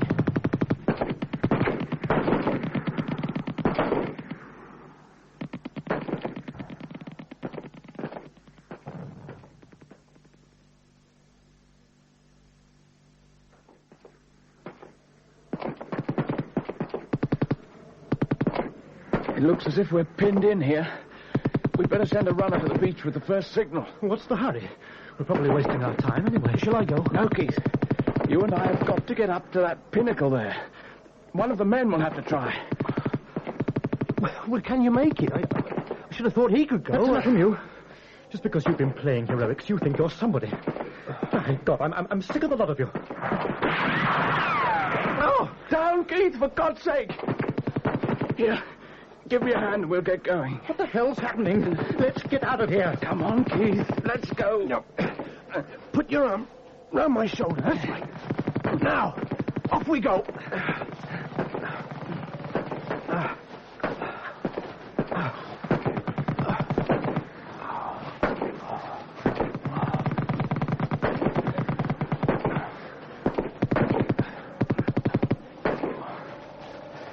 You all right, Dick? Fine. Thirsty, though. Here. Have some water. Oh, thanks. Too far now. We'll make for that patch of shadow by the rock. Less exposed there.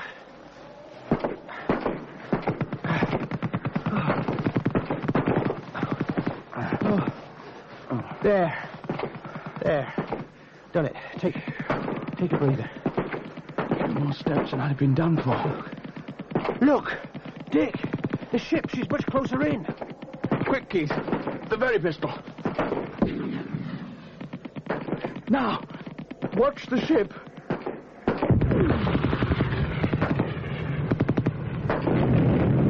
Go on there, Miles. They'll hit our chaps. Mr. Pringle, can you hear me? We must get a runner to the beach, Mr. Pringle. Can't get through. The first runner got killed. Tell him to come up and have a look. Oh, he won't. His nerve's gone, I can tell. He's frightened. I know how he feels for once. It makes a change. Here, give me a hand. If I can get to the top and stand up, I can signal from there. They should see us. Oh, you'll never make it, Dick. I'll do it. You're right, I'm afraid. Sorry. Here then, Keith. Just semaphore the first 4 sets of figures. That will have to do. And be careful, Keith. Right. Here goes. Hurry, Keith. Oh, Oh, God help him. That's the way.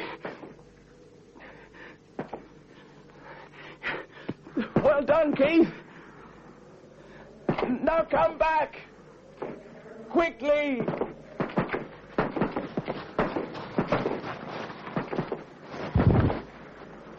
Well done. Made it. They've acknowledged. We've done it. Get down, man. Get down. They're going to open fire.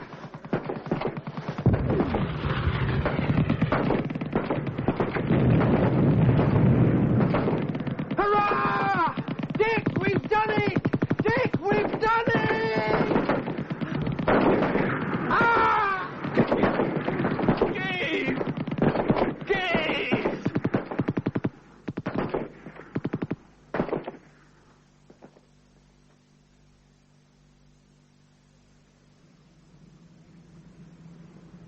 Signal from Tug Crusader, sir. We'll be alongside in half an hour. Will you be ready to slip? Signal in, sir. Thank you. Tell them affirmative. Yes, sir. I've reorganized the watches, sir. Very well. Anything else? I think you should go after your quarters, sir. I've instructed the steward to get a meal ready for you. You've done more than enough, sir. You're talking like a commander already, Hogarth. Which reminds me, how is Gordon? Oh, I think he'll be all right, sir. His arm was shattered, but that's all. He's been transferred to the hospital ship, sir. I see. Well, he's got what he wanted. A blighty, I believe it's called. What's that? It seems impossible that it could be so quiet. You wanted me, sir? Yes, Major. I've been studying your report. Sir? You did well, all of you. Damn well. There is just one thing, sir. Well? What shall I say? Officially about Sub-Lieutenant Pringle, sir. Pringle? He was shot during the final Turkish attack, wasn't he? He was shot in the back, sir. I see. I don't see why the others should have their names slurred because of him, sir. Say he died of his wounds. That's enough. Thank you, sir. It's in my report, sir, but I can't emphasize enough how well the midshipmen behaved, sir. They were magnificent. When we reached young Chesnaye, he was in such a bad way, we thought he was past hope. But even then, he put up a fight. A fight? He wouldn't leave Mr. Pickle's body, sir. God, I was proud of him. So was I, Major. I saw Chesnaye aboard the hospital ship. Very brave young man. That one he should do well. Thank you, Major. Sir? Tell Mr. Travis to come to the bridge, will you, Mr. Hogarth? Travis is dead, sir. How many more? So much bloodshed, so much suffering. Men wounded, men maimed, men killed. And for what? I'll tell you, Mr. Hogarth, for nothing. We are pulling out of Gallipoli. What you have witnessed was a mere episode in a campaign. What's going on? It's the hospital ship, sir. She's weighed anchor. The men on her decks are cheering Saracen. They are cheering us? Yes, sir. They are cheering us. Mr. Hogarth, I think it might be only fitting if we were to remove our caps as they pass.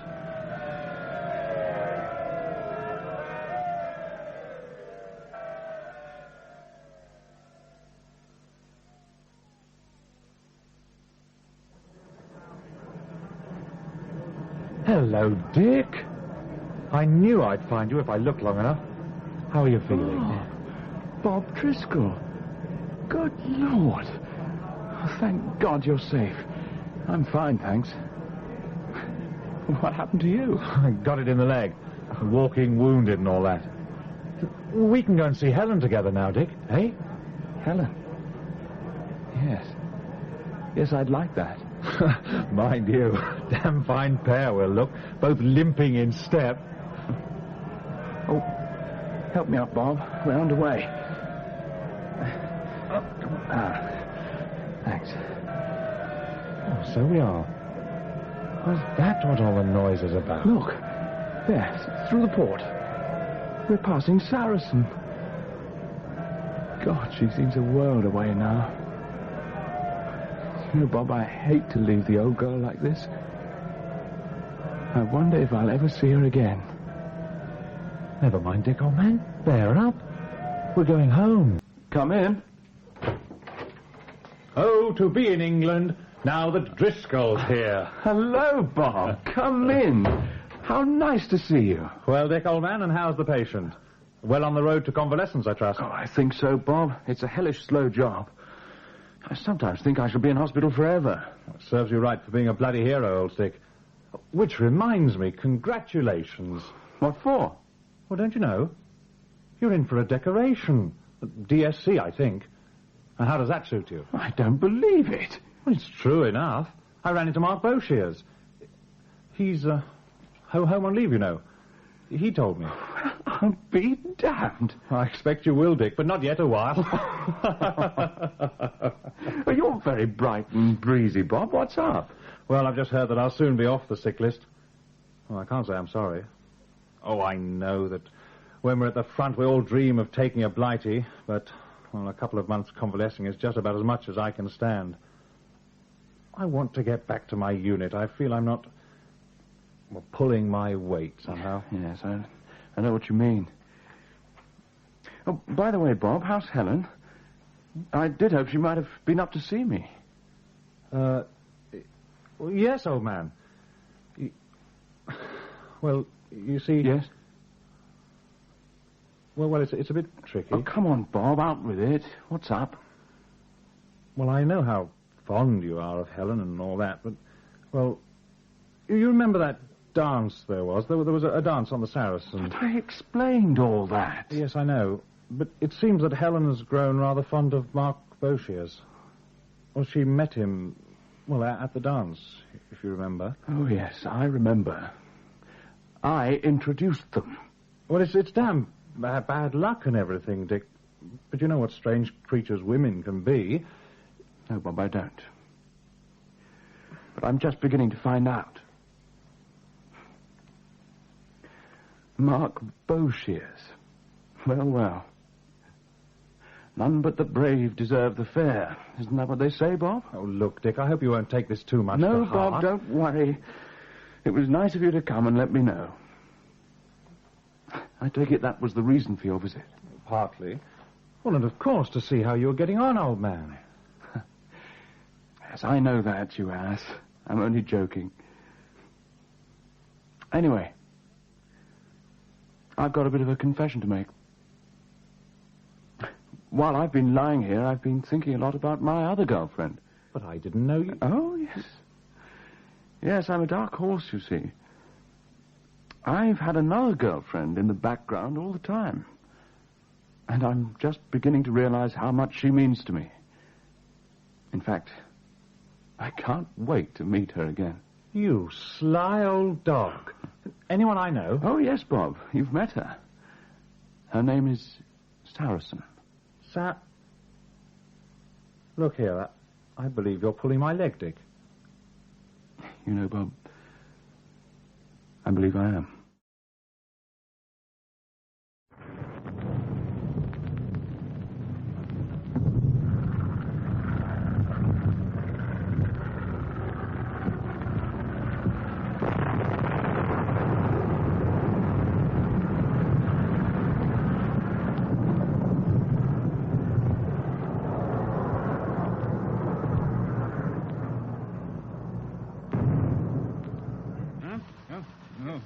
Then. Yes. Oh, well, let me know as soon as you can. Yes. Would you believe it? Cup of char, sir. What? Oh, yes, put it down there, will you? Thanks. Thank heavens we're down here, sir, in operations. Whoever built this place with the right idea. They were galley slaves, Jamison, with whom I'm sure we have a great deal in common. Yes? Thank you. Right away. Stick of bombs across Pretoria Wharf, sir. Again? I hope to God the destroyer's there, all right. Tell them to keep me informed. Yes, sir. Now, this going on day and night, it'll be very hard for the convoys to take on fuel, sir. I think that's what Mr. Goering had got in mind, don't you, Jamison? Unless we get some help from some fighter planes, there won't be any damn fuel. What the hell do they expect us to do? Go out and fight them with pikes or something? It's too bloody. Excuse me, Lieutenant Commander. Well, what the hell do you want? Well, perhaps a cup of tea. Certainly, sir. Can I get you one? Sorry, My name is Chesnaye. Captain Chesnaye. I believe I was expected yesterday, but the convoy was attacked, so if possible, I should like to join my ship at once. Yes, sir. Which ship, sir? Saracen. I'm taking command of Saracen. I see, sir. Saracen. Yes, sir. Do you know her, sir? I know her. Yeah, I know her very well. She was my first ship. And I should like to get to her at once. Yes, sir. Well, she's out on a buoy at the moment. I'm sorry I can't give you the full formality, sir. I expect you're thinking it's rather different from peacetime. Most of my peacetime was spent on the beach. Oh, yes, sir. Well, I'm afraid there are no boats running tonight, sir, with this raid on. When can I get across, then? First light, sir. We could give you a bunk here if you prefer not to go over to quarters. It's not much, but it'll be on hand. Thank you. I'd like that. Find Captain Chesnaye a berth, will you, Jamison? Yes, sir. This way, please, sir. Yes. Sir, number 7 have you hurt your leg, sir? All right, keep me informed. Oh, yes. A long time ago. But it helps to keep my memory intact. Yes, sir. Follow me, please, sir. Explosion in the region of the fuel tank, sir. Bloody hell. Operations room? Yes? Hello?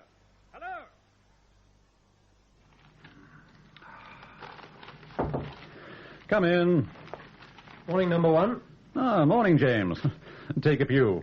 I am, as you see, knee-deep in red tape. Oh, what a war. Bad raid last night. Destroyer Flotilla copped it, I believe. And the ruddy tanker they escorted all the way from Alex. We might get it again before we sail. When we've mustered the hands, get the cable party to rig a slip wire to the buoy.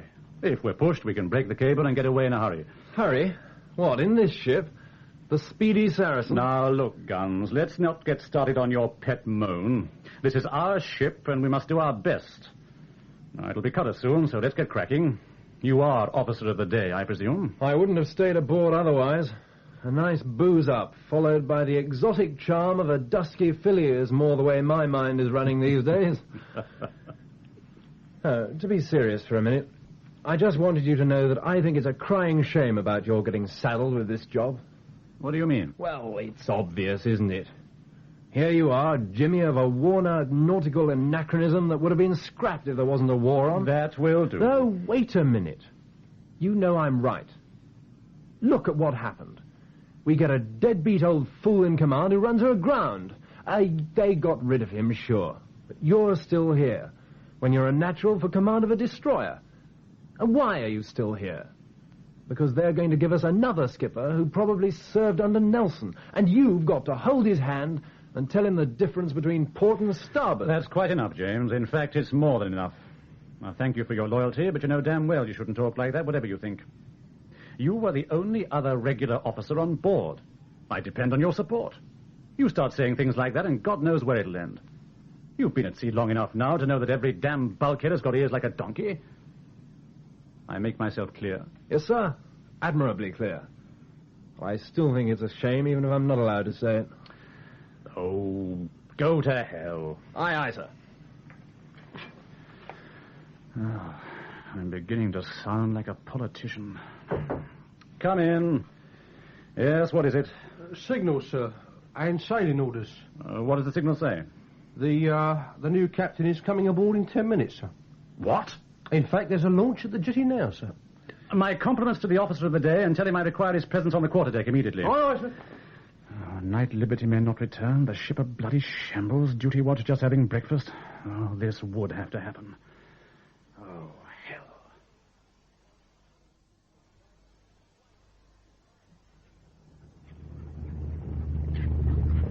Hold on for it. Watch your paintwork. Captain Chesnaye, sir. Yes?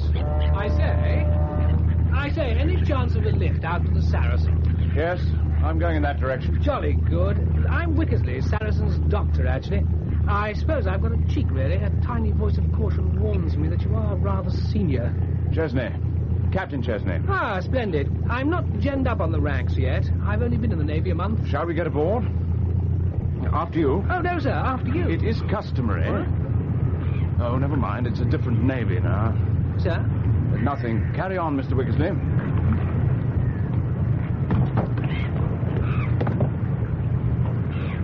When you're ready, coxswain. Aye, aye, sir. Let go forward.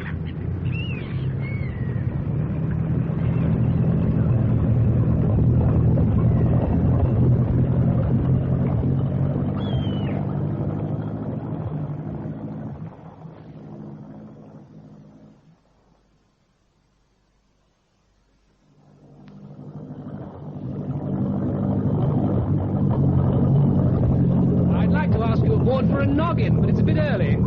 Anyway, it's jolly decent of you to give me a lift. Actually, I'm going aboard myself, Mr. Wickersley. Oh? Oh, no.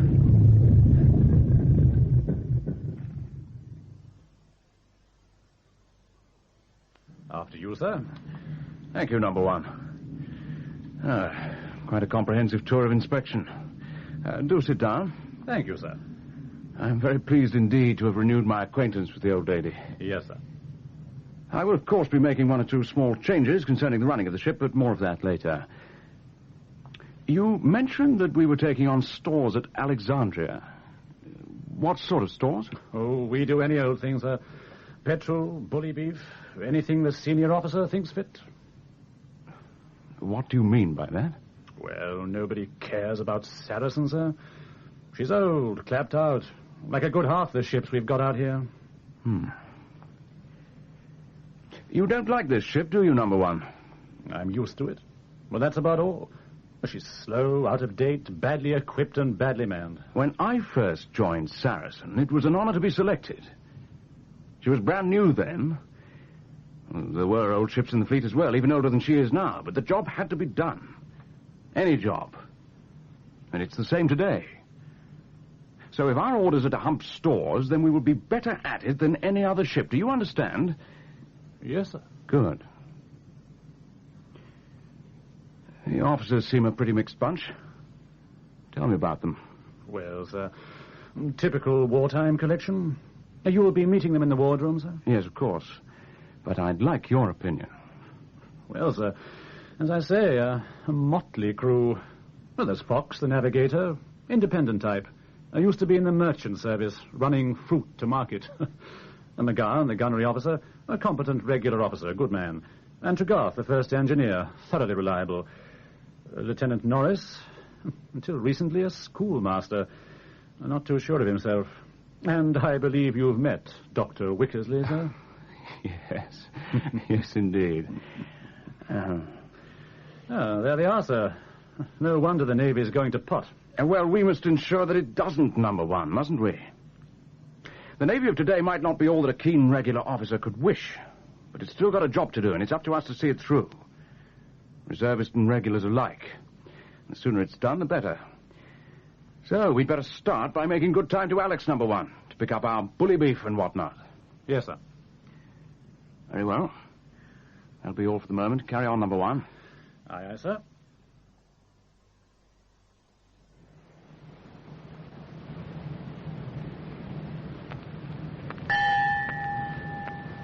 "15 minutes to go, sir." Very well. Call the starboard watch. Bloody helmsman's half asleep again. I shall deal with him later, Harbridge. Still, he's not been in AB long. He's not the only one neither, is he, Mr. Norris? Bridge, officer of the watch. Man overboard, sir. Starboard side, aft. Yes, thank you. Yes. Is that clear, sir? Man overboard. Yes, thank you. Yes, I see. What's up then, sir? There's a man overboard. Oh, for God's sake, stop the engines, Mr. Norris. Oh, wait, the seaboat's crew. Yes. There's a man overboard. Get the bloody seaboats away. What's going on here? There's a man overboard, sir. Stop engines. Belay that. Full ahead. Make a signal to the escorting trawler to make a sweep astern for the missing man immediately. Aren't we going to stop, sir? We are not. I will not endanger the ship for one man. Captain, sir. Man overboard, number one. Yes, sir. O'Leary, sir. One of the second whaler's crew. He was skylarking on watch and slipped on the guardrail. I see. Well, he should be wearing a lifeboat and a safety light. Trawler might spot him. We can't stop for one man. I'm far more concerned about the apparent lack of control and discipline. I shall expect a full report from the officer of the watch tomorrow morning. And Norris. Sir. Never stop this ship unless absolutely necessary. This area is alive with submarines and God knows what else. There are risks and risks. Another minute and I could have had the seaboat lowered, sir. You can thank your lucky stars that you didn't find that minute, Mr. Harbridge, because I would have ensured that it would have been the last order you gave as a warrant officer. Yes, sir. Morning, watchkeepers. Greet you one and all. Oh, I beg your pardon, sir. Carry on, Mr. Norris.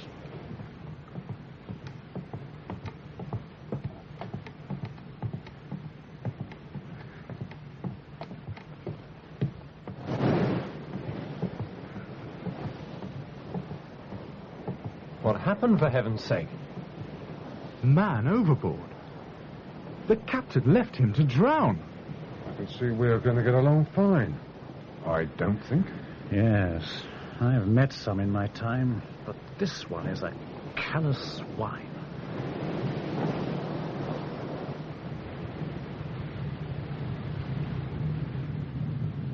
Good morning, sir. Hey, you all right, sir? You look ghastly. Yes. Yes, Mr. Fox, sir. Quite all right, thank you.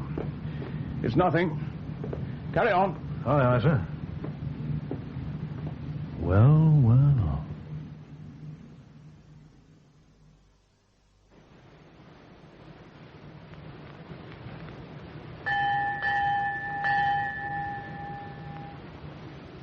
Another 6.5 days to Alex. It's a long way, Mr. Fox. Aye, sir. 6 knots is about the best she can manage nowadays. Poor old cow. You've not been used to slow passages, Mr. Fox? No, sir. Running fresh fruit to catch the market was a quick man's game. Yes, I'm sure. Oh, by the way, sir, they picked up the body of our chap. Yes. Yes, I know. And no life belt, sir. It's a hell of a way to die. Yes, it always is. Oh, yes, sir. Apparently, sir. Aircraft bearing red 110, angle of sight 2. Action stations! Action stations!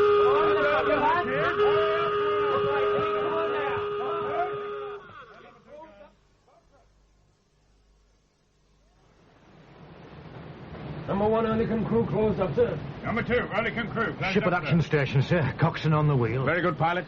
Increase to maximum revolutions. 6 aircraft, sir. Dive bombers. Stand by, short-range weapons.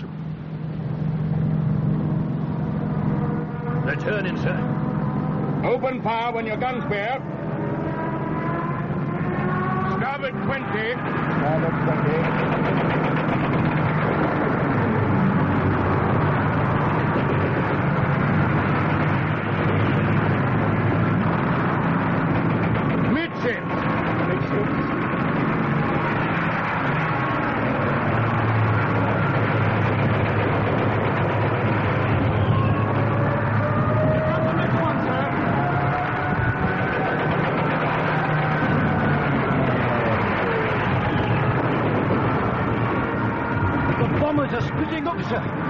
I'm going to swing the ship. See how they like a full barrage. Now, hard a port. Hard a port.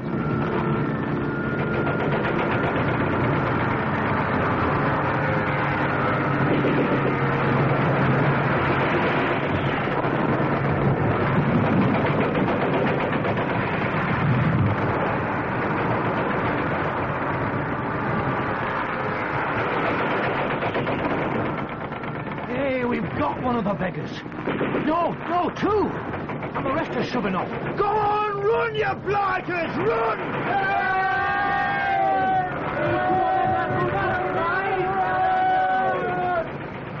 Bring her round on course, Mr. Fox. Resume cruising speed and fallout action station. Aye, sir. Fallout action station!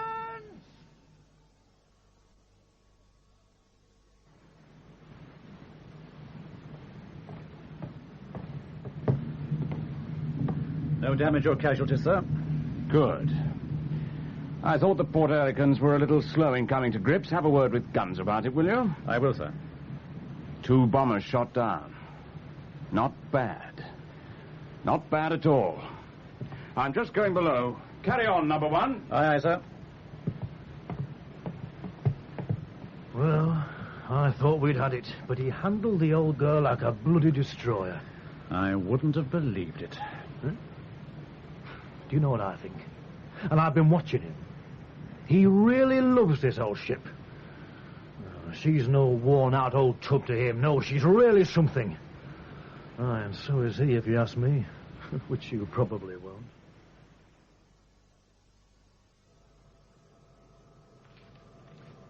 Any cigarettes, Doc? My duty-frees have run out.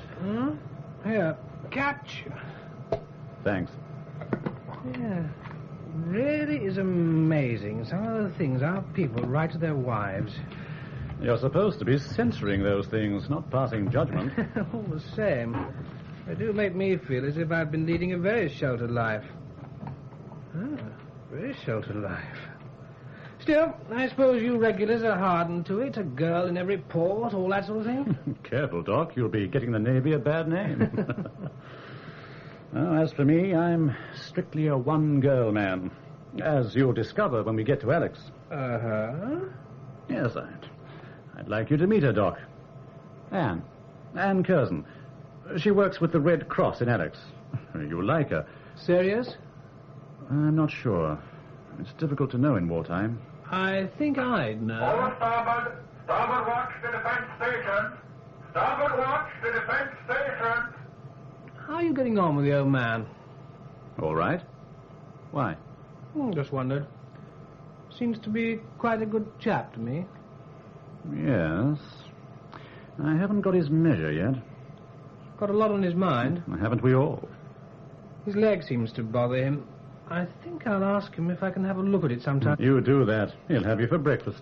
He got it in the First World War, I gather. Odd, that. What is?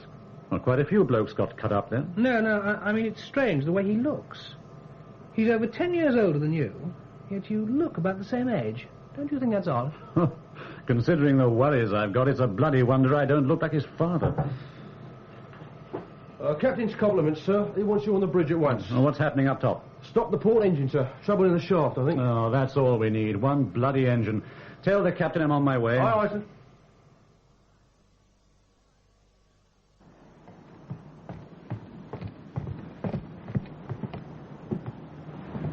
John. A bit of bother in the engine room. Bad, sir?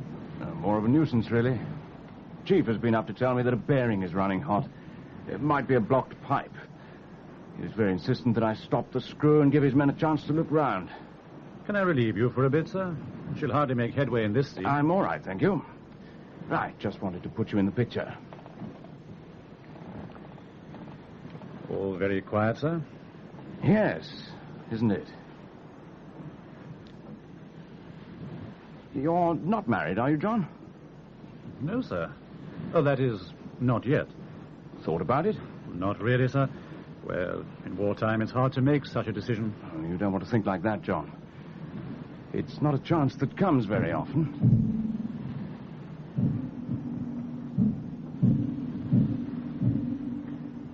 Stoker's having a go? Sounds like a big job. Bloody row? Yes. To go back to what we were saying, about marriage, sir. Yes? I was just wondering why you haven't married, if what you say... Let's keep our minds on the job in hand, shall we? I suggest you take a turn around the decks to see that the men are aware of what's happening. Aye, aye, sir. One moment, John. Sorry. Old wounds heal slowly. Yes, I did think of marriage once. A girl named Helen. But she married someone else. A funny thing, he was aboard Saracen, too. We were midshipmen together. Bowshears. Bowshears, sir? Yes, unusual name. I wonder sometimes... Morning, all. Oh, signal, sir. Priority. Small convoy being attacked. Request immediate assistance. 2 Italian cruisers and 1 destroyer dropped on the convoy from Piraeus. Have you got the position? Yes, sir. But for this breakdown, we should have been right among them. Yes, sir. Damned bad luck. Bring her about, Mr. Fox, and lay off a new course to intercept. Captain speaking. Get me the chief engineer. Hello, Chief. What's the position now? Look, I must have maximum revs as soon as possible. Yes?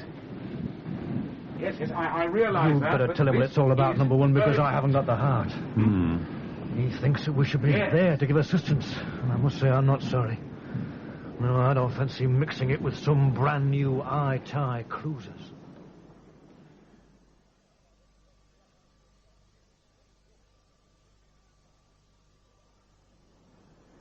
Have you got that new course yet, Mr. Fox? Sir, steady on 045. WT officer letting us have a regular report on the situation. I can't understand it. The convoy has called for air support and nothing has happened. There isn't any, sir. It's been like that for months. Good God, man, this is an emergency. Every available aircraft is in the desert or Greece. If you're caught on your own, it's just too bad. I thought you knew, sir. Signal, sir. Thank you. They're relying on us. The 2nd Inshore Squadron are on the way to help the convoy. We are to engage the enemy until they arrive. But we won't be in time, sir. They've a head start on us. Signal, sir. Convoy scuttering. A bit too late, I imagine. These Italian cruisers are damned fast. Hold your tongue! What the hell do you know about it? I beg your pardon, sir. I just You can't imagine what it's like, seeing your friends die around you, not being able to do a thing about it. Maximum revolution, sir. Have the main armament cleared for action. Aye, aye, sir. What escort does the convoy have, Mr. Fox? 2 destroyers and an old sloop, sir. They can't spare much else at present. 20 miles. Come on, old lady. Faster. Faster.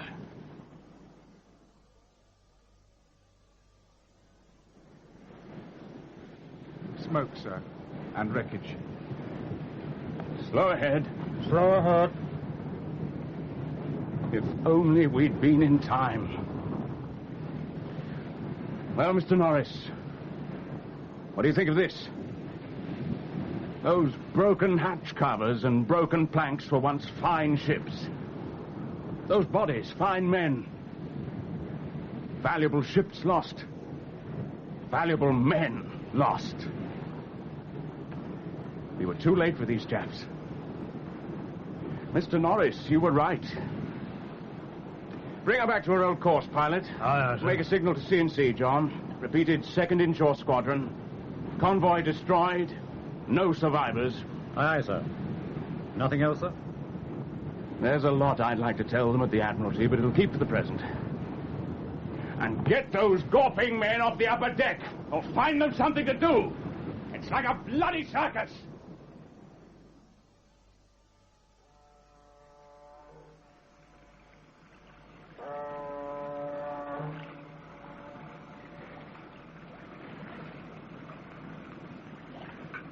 Starboard watch, all in for entering harbor.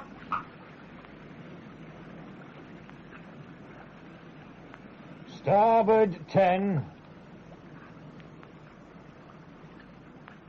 Midships.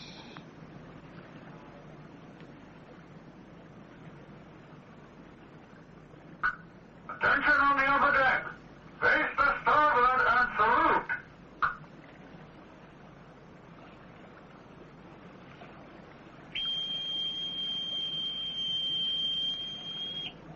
Signal from flag, sir. Anchor as ordered.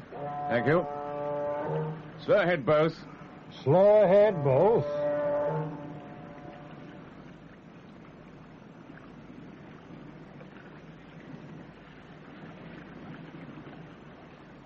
Time to take her round, sir. Very good. Port 15. Port 15.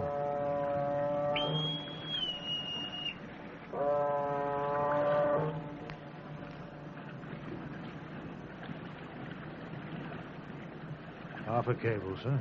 Stop engines. Stop engines. Coming up now, sir. The flagship looks smart enough.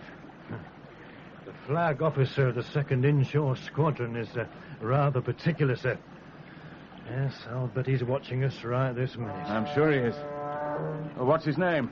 Bowshear, sir. Vice Admiral Sir Mark Bowshear. What?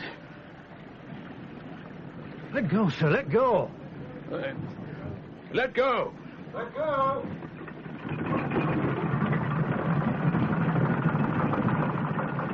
Are you all right, sir? Yes. Thank you, Mr. Fox. Slow stern together. Slow stern together.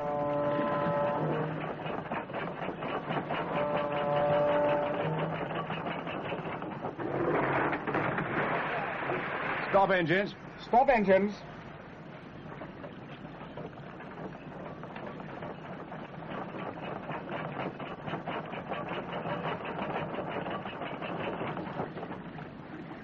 Ring off main engines. Carry on, Mr. Fox. I'm going below. Aye, aye, sir.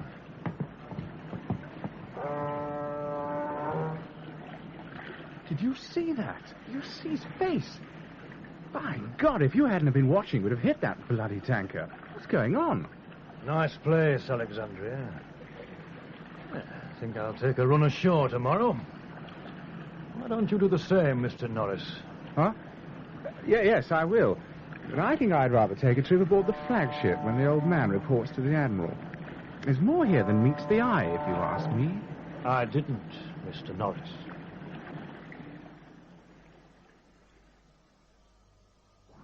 Ah, Chesnaye. Come in, come in. Captain Cahoon, you've already met, I see. This is Flag Lieutenant Harmsworth. Oh, how do you do? How do you do? Sit down, won't you? Well, Chesnaye, it's been a long time. I watched you anchoring earlier. I wondered if you'd changed much. With your permission, sir, I'll fall out. Coming, Harmsworth? No need for that, Cahoon. But, sir... No, Cahoon. I'd like you to stay. And you too, Harmsworth. Of course, sir. Thank you. Well, Chesnaye, you've had quite a checkered career, I believe, since you left the service. I didn't exactly leave, sir. The service had no use for me. Mm-hmm. But yes, you could call it a checkered career, I suppose. Whaling, selling farm appliances in New Zealand, among other things. And since the outbreak of war, I've been attached to a naval training establishment at home. Quite. I have submitted my report about the voyage from Malta, sir. I was very sorry I was unable to help the convoy. Yes. It's a great pity. Still, if, as you say, you were unavoidably detained, there's nothing more to be said, is there? I did my best, sir. You lost a man overboard, too. It's all in the report, sir. It was the only decision. Yes, I'm sure. Well, now, the sun is well over the yard arm. A drink will do us good. A ring for the steward, will you, Harmsworth? Sir. No, I thought for one small moment you were going to overshoot the anchorage when you came into the harbor. She's not a fleet destroyer, you know, Chesnaye. Come in. Ah, steward. Pink gins all round, thank you. Sir, Later, Harmsworth. Sir? Oh, thank you. Thank you, steward.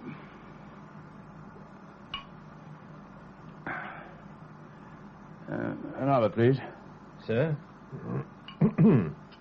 Here you are, sir. Thank you. Well, that'll be all, thank you, steward. Leave the tray. Aye, sir.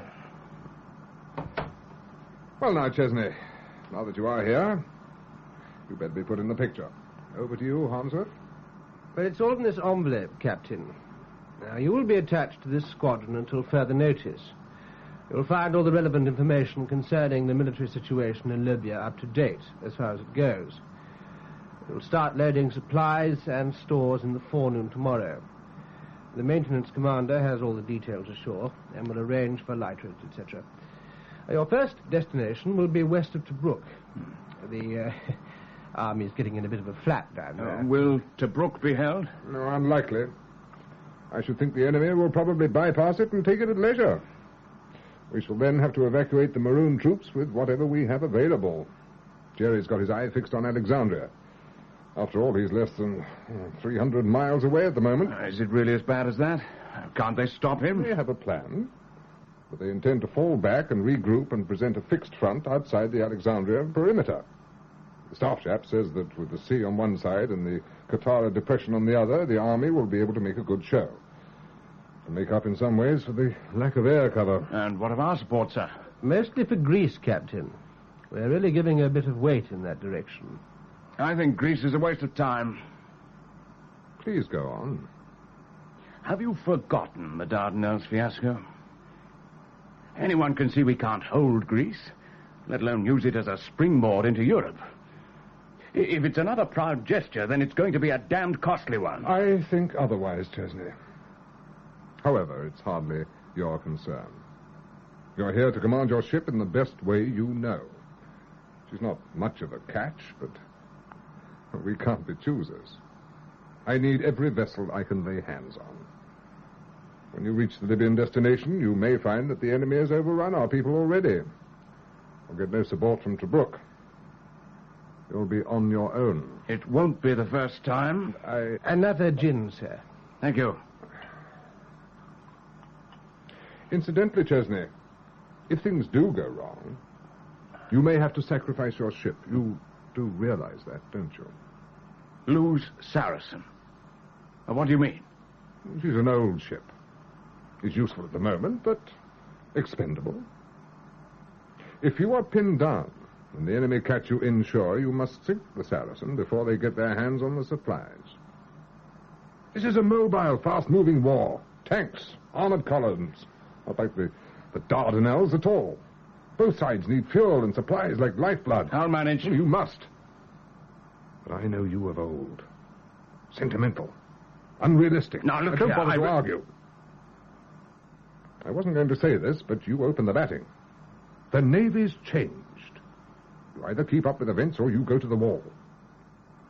We've got amateurs, faders, has-beens, every sort of man who's ever breathed. There's no room for sentiment anymore. So I see, sir. So you keep out of trouble, Chesnaye. Just do your job. Use your discretion.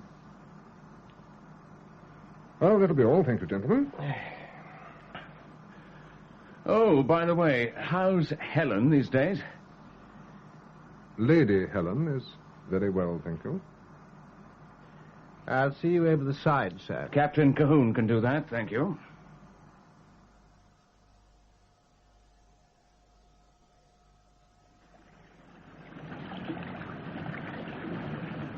Well, goodbye, Captain Chesnaye.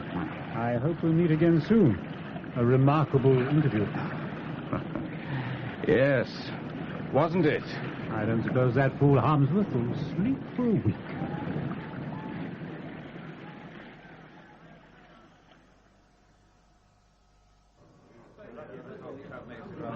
Gentlemen. All present, sir. Thank you. Change of plans, gentlemen. Since we left Alexandria, the enemy has pushed on faster than expected, and our proposed landing area has been overrun. Tobruk, on the other hand, has been bypassed by the Africa Corps, so our people there will need everything they can get. For that reason, I intend to unload our stores there. Well, at least Tobruk is a tiny bit nearer. It's a damn long way back. Is it really essential for us to go in, sir? I mean, according to the signals received, the army is being supplied by smaller, faster ships than ours. A quick turn round and off to sea seems to be the order of the day. I think it's a bad risk, sir. I don't see that we have any choice, number one. We'll be close inshore for 2 or 3 days, sir. It could be fatal. I could lay off a new course. Pilot, we'll close Tobruk tomorrow at dusk and make a double check on recognition signals. I don't want a salvo from our own troops. No, sir. It's a bad risk, sir. The British forces in Greece are already falling back. In a matter of weeks, there'll be another Dunkirk in Greece. You've heard my decision.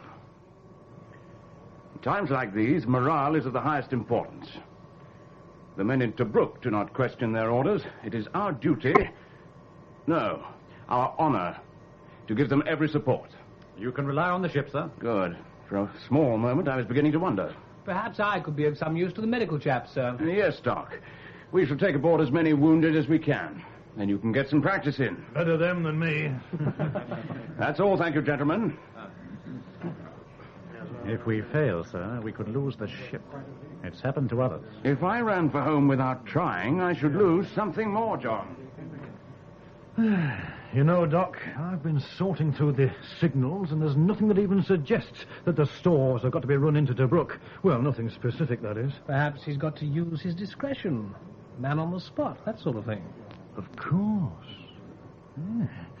You know, Doc, for a new boy, you're quite bright. Thanks. Poor old fella. Use your discretion. The old Admiralty dodge. Heads we win, tails you lose. Well, I know one thing. It's a damn sight harder than running bananas.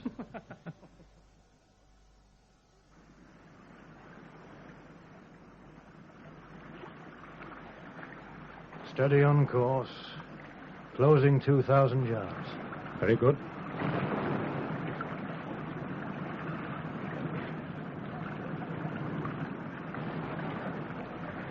Starboard 10, steer 175.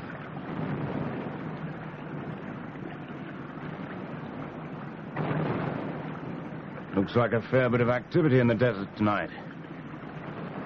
Ah, there's the recognition signal. Make reply. Right, John. Get forward and prepare to let go. You'll be up to the anchorage in 2 minutes or so. Probably find we're in the middle of a blasted sandbank when the sun comes up.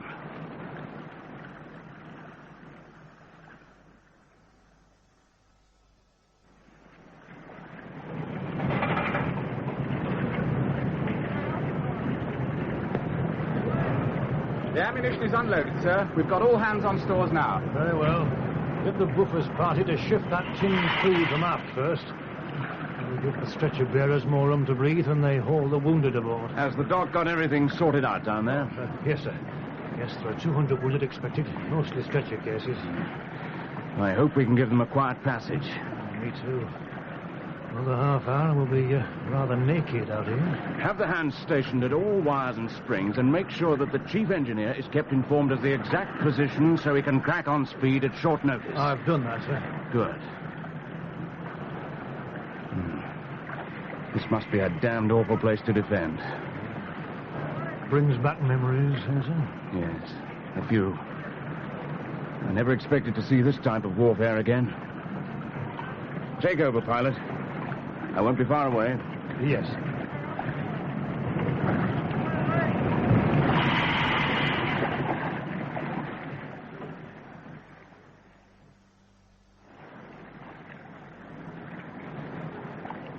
Two more boats coming alongside her. Shall we tell them to stand off, sir? We should give ourselves more sea room. Carry on loading, John. We'll slip when we've taken on the last available man. Aye, aye, sir.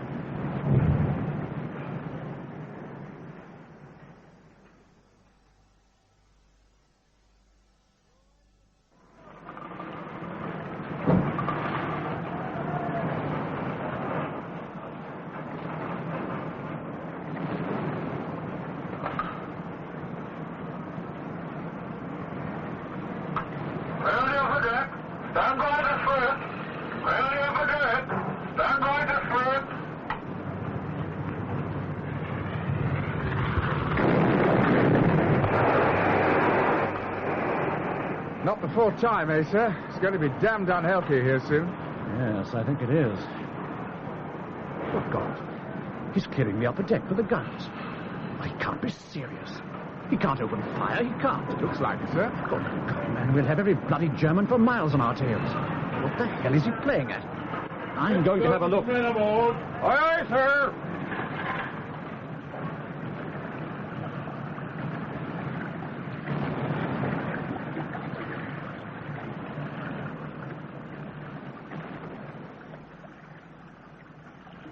All working parties aboard, sir. Boats hoisted and secure, ready to proceed. Thank you.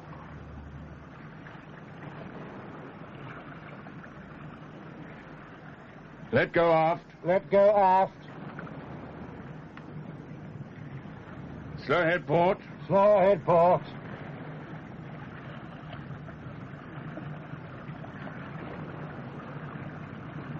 Stop, port. Stop, port. Let go forward. Let go forward.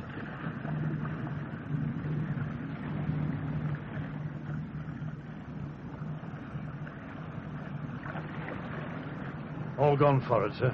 Slow stand together. Signal from shore, sir. They say good luck and many thanks. Thank you, Yeoman. Tell them it's all part of the service.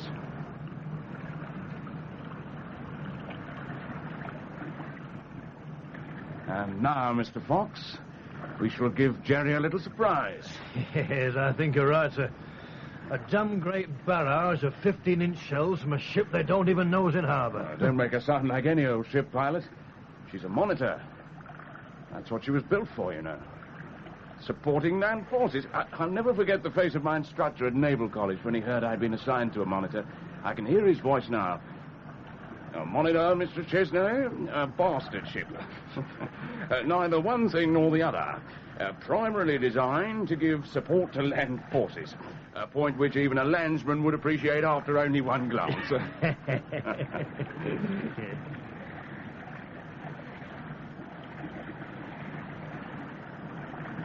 Well, that's far enough, I think. Let's give the old girl a chance to fulfill herself. Stop engines. Stop engines, sir. Guns. Captain speaking. Stand by. Main armament, open fire.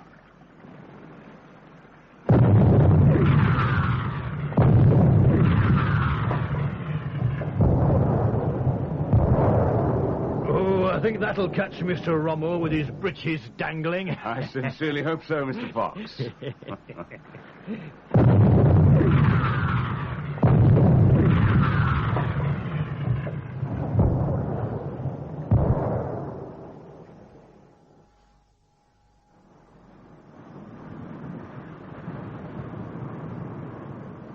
Glass of lemon juice, sir?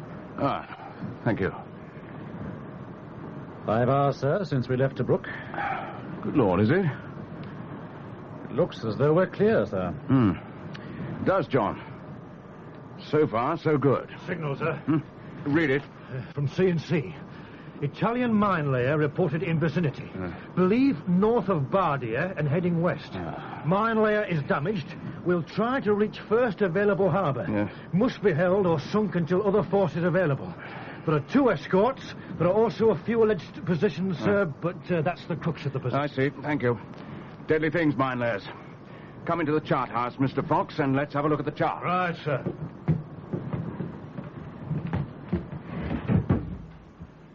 Now, where are we? Not bad. Now, if I were the Italian captain, I wouldn't keep too close to the coast. Probably keep about 20 miles off. Yeah. But he'll follow the coast just in case of attack. Now, he'll know that Tobruk is closed as far as we're concerned, and his only danger will be from Alex or farther north. That's what the signal meant, I expect, sir. Yeah. The other forces available must be pursuing him from Alex. Vice Admiral Beauchers. And the inshore squadron. Well. Yes, Mr. Fox. The Italian gentleman will not be expecting a ship of our size to front of him. Lay off a course to intercept. Yes, sir. Well, John, 2 or 3 rounds from the main armament should do the trick, even at extreme range.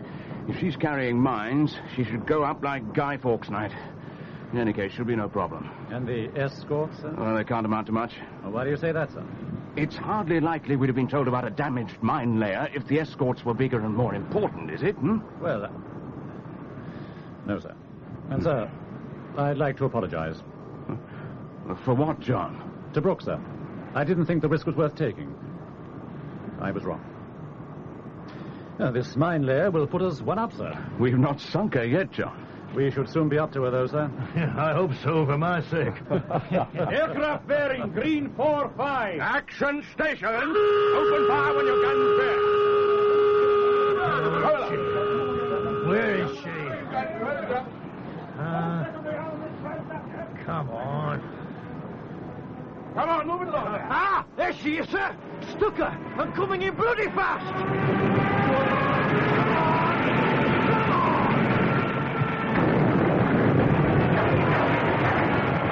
She's hit us! And we've hit him! We've got him!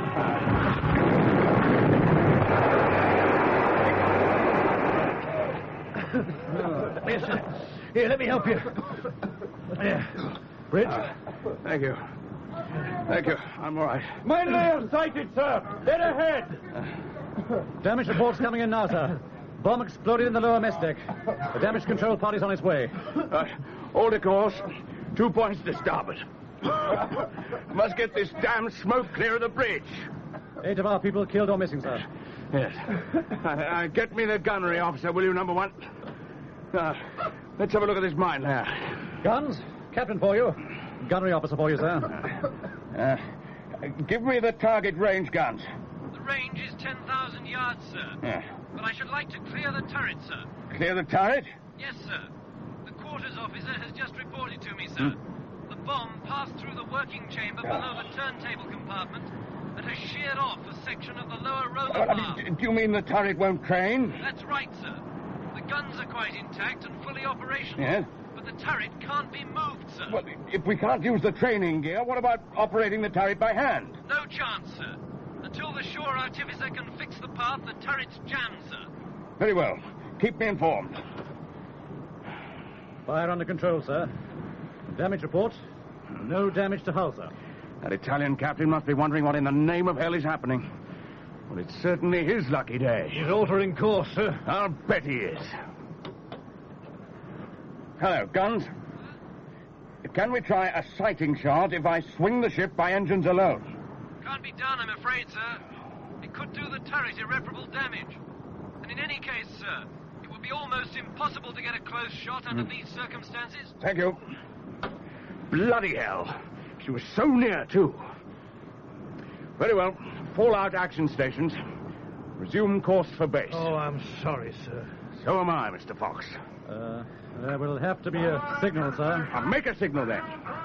We're returning to base, have lost contact with the enemy. You could add that we've been damaged and require escort. Well, that's how you do it, I suppose. But I don't need any damned excuses for my ship. Very well, sir. I'll have the signal sent off. Carry on, Mr. Fox. Aye, aye, sir. Well, it was only an eye-time mine layer. We were damn lucky to get away with the bombing. It wasn't just a mine layer to the old man, as you well know. It was a chance for him and the old ship. And now, in the eyes of the Admiral, he's made a cock-up of it. Just you wait. There'll be hell to pay when we get back to Alexandria. Just you see if there's not.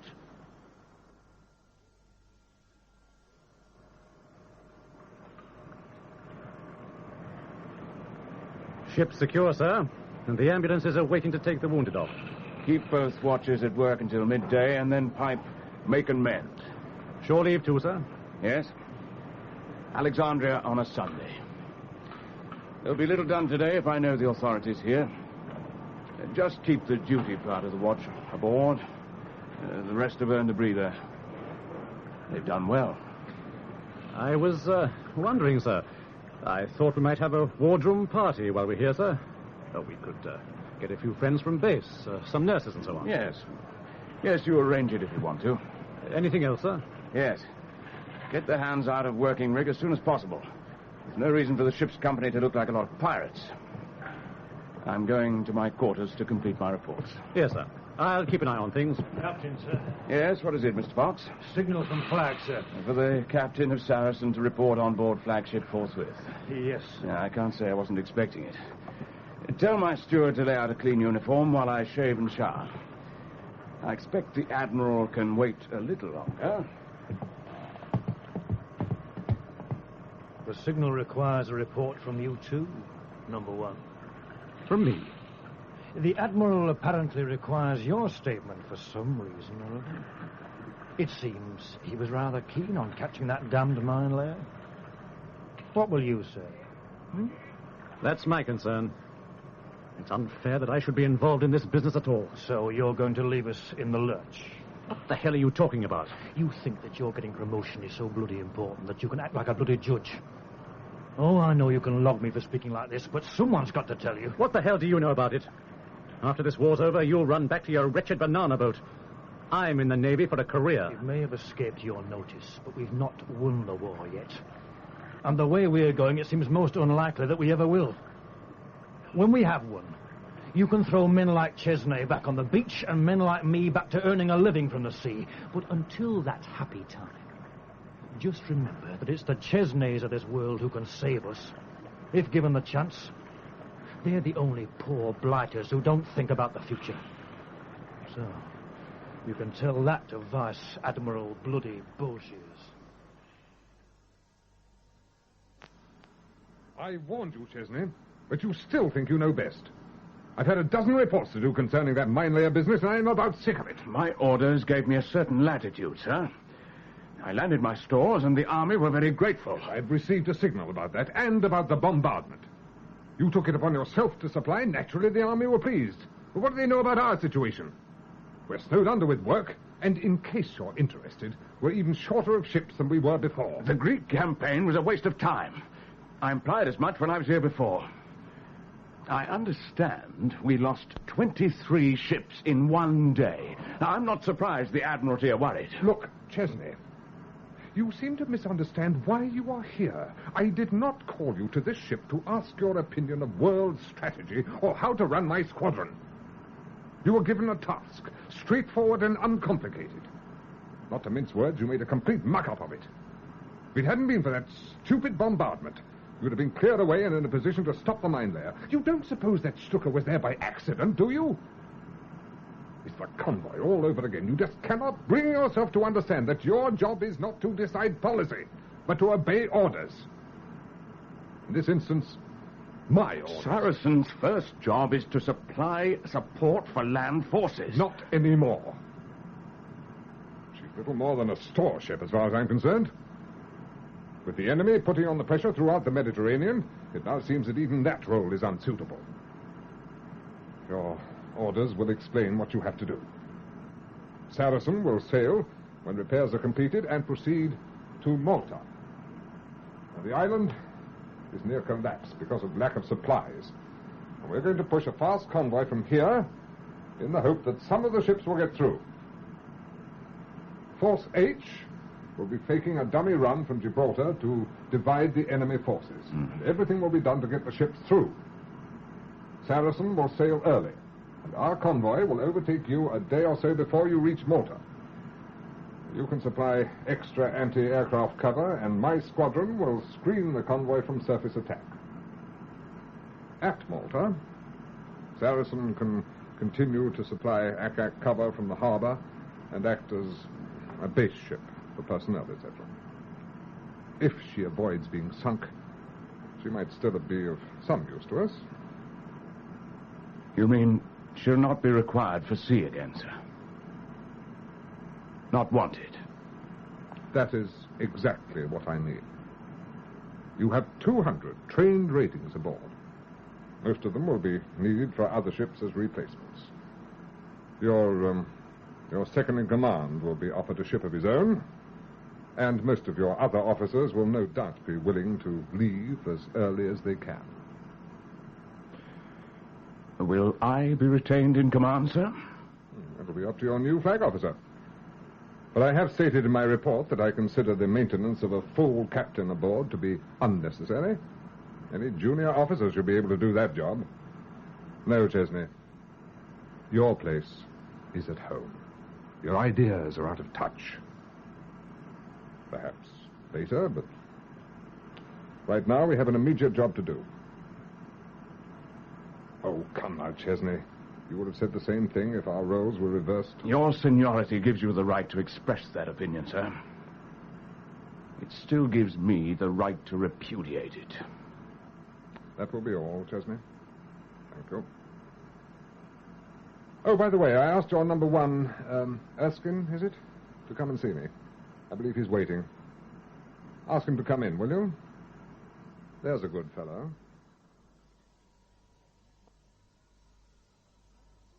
Anyway, after we'd had our formal chat, so to speak, we had a drink, shook hands, and there it was.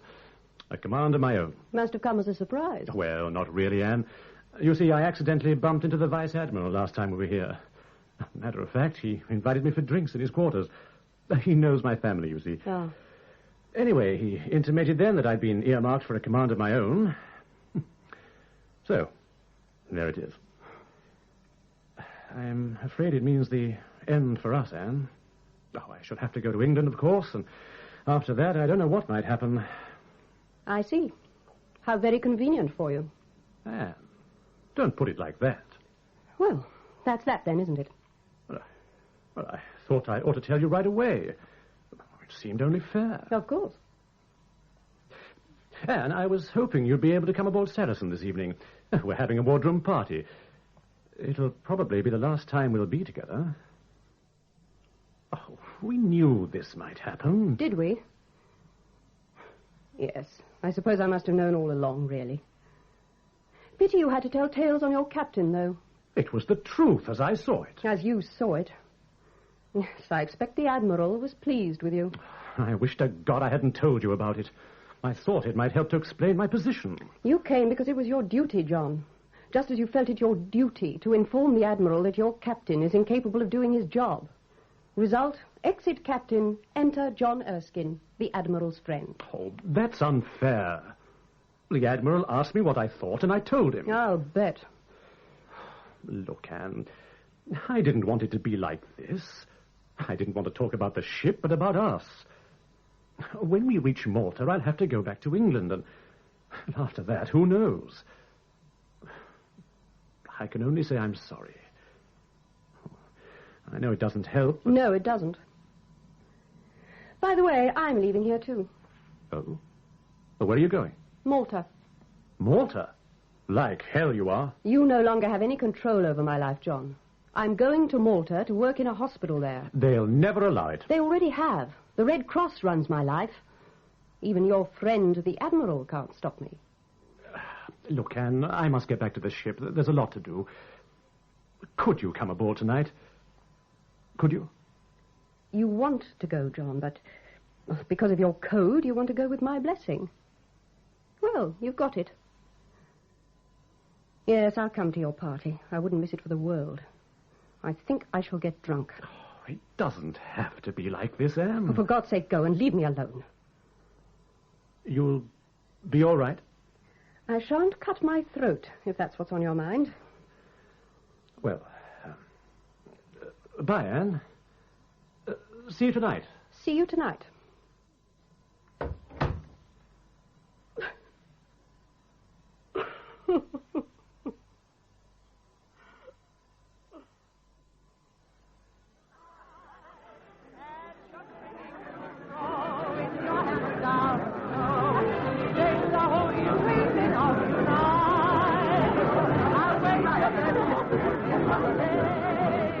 A lot of bloody rot. It's as good as paying the old ship off. No, they've used Erskine to get at the old man. The last 5 minutes in the merchant service. What would...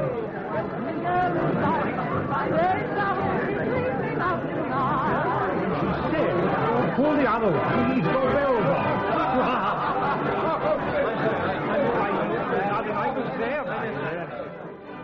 Ink? Very useful stuff, Ink. I use it for writing, you know.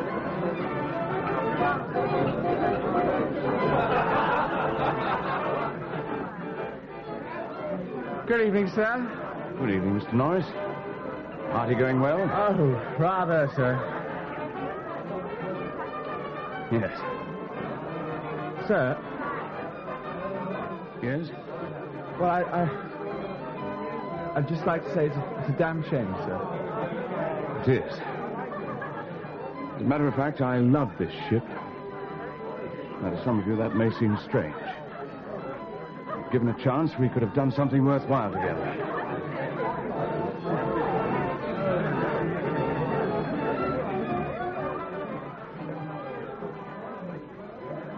Oh, my God. What's eating you, then, Doc? Eh? You've been at the pills again? Oh, something like that. Yeah. Hey, well, look who's coming over. What? The Spectre at the wedding. Aye, with a fair old piece, too, old son. Oh, Erskine. And friend. Rumour has it he's giving her the old heave-ho. Chuck. And now you mention it, she does look a bit browned off. Still... You too. Enjoying yourselves? Now, I'd like you to meet two friends of mine, the core of the wardroom. Anne Curzon, Bob Wickersley, Peter Fox. How do you do? Pleased to meet you. Hello. Yeah. Well, the party seems to be going well. Yes. Quite a good turnout. Yes. Well, Anne, how about having a drink with the poor old doctor? Yes, I'd like that. There are one or two more people I'd like you to meet, Anne. Would you? Come on, Anne. Follow me. I think you've had a bit too much to drink, Doc. Go and get stumped. This way, Anne. Follow me. You'll go up the quarterdeck ladder. Mind how you go. Here, I say. Anne.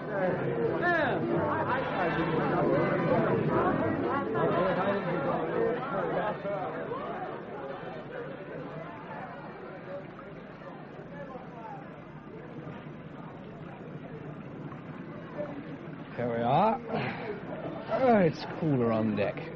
It's much nicer. Thank you for pulling me out of that crowd.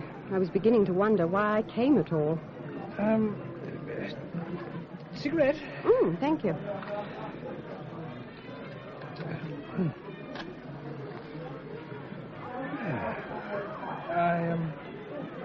I apologize for my haste. I'm not usually like this. Things have been a bit hectic lately. Yes, haven't they? Wickersley, now what the hell are you playing at? Oh, go away. You're drunk. Do you think this is the correct way to behave before my guest? I'm past caring, what do you think? Oh, John, don't be so stuffy. Anyway, I'm not your guest. I'm not your anything anymore. So, that's it, is it? Drop one, grab another. Oh, John. If you don't shove off, I'm going to forget my oath and smash your arrogant face in. You just bloody well try it and see what happens. All right, then. I will. Just a minute. There are guests below, number one. And there seems to be a preponderance of ship's officers up here. I was dealing with the doctor, sir. I was just going to knock his head off. I see. You were you? Sir, when I was a midshipman, I once knocked a senior officer to the deck. It did me a power of good. Now go below and behave yourselves. Aye, aye, sir. Permission to fall out, sir. Perhaps you would take over my juice's escort, sir. Go below before you fall over, Doc.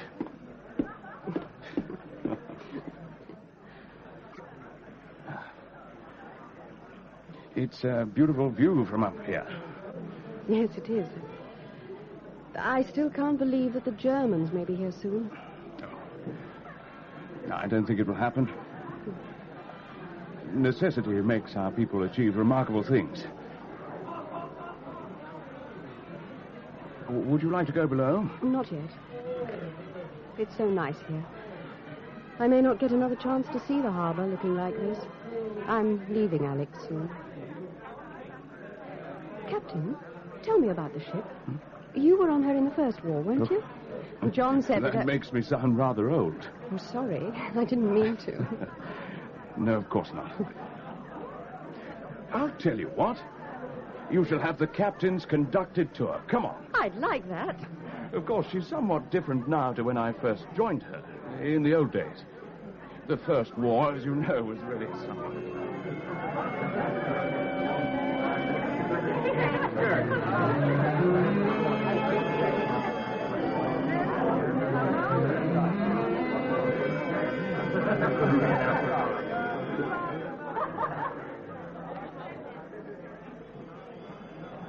Thank you. It's been wonderful.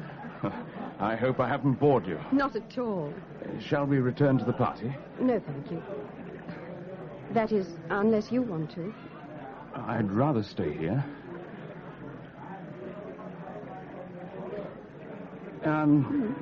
What are you doing here in Alex?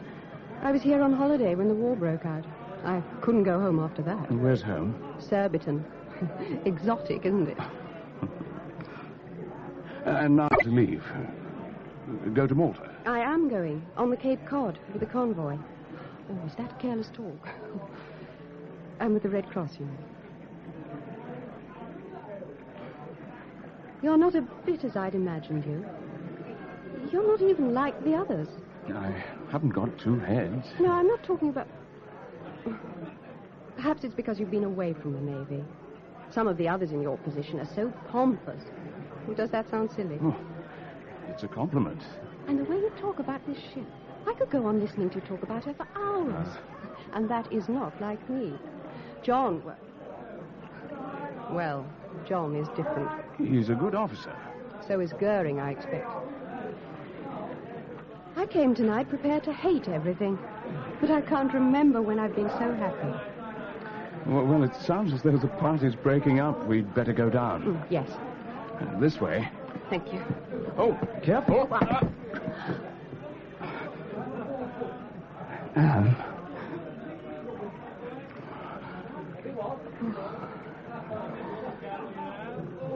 If this was a film, they'd say I'd planned that fall. Anne. Oh, why didn't this happen earlier? Anne, can I see you again? I want to see you. Do you think you could tear yourself away from Saracen for a little while? Oh, yes. Yes, I think I could. Here's my address. I'll come tomorrow. When? Any time. I'm there all the time until the Cape Cod sails. Tomorrow, then. 3 o'clock. 3 it is. I'll expect you.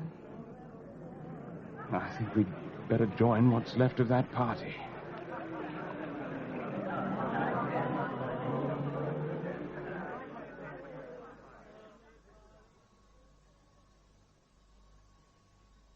I say, this is really grand, entertaining a full captain. But I simply can't go on calling you captain. What's it to be, Dick? Or do you prefer Richard? Well, only my close friends call me Dick. Watch out then, Dick. I may become more than a friend. But do sit down and make yourself at home. Right. And have a drink. I've some brandy here somewhere. Oh. Here you are, sir. Cheers. Cheers.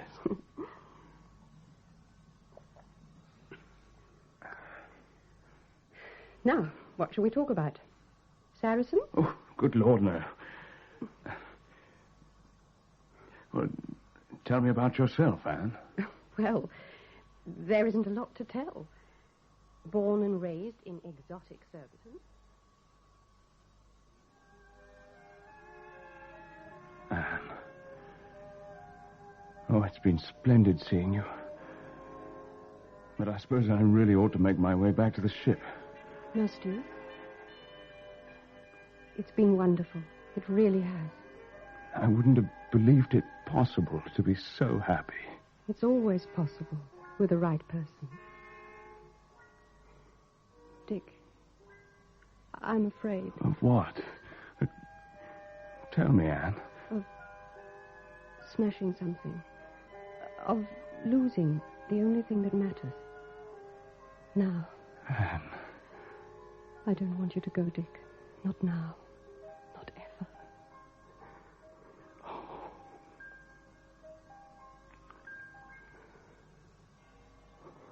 You see, you can't go now.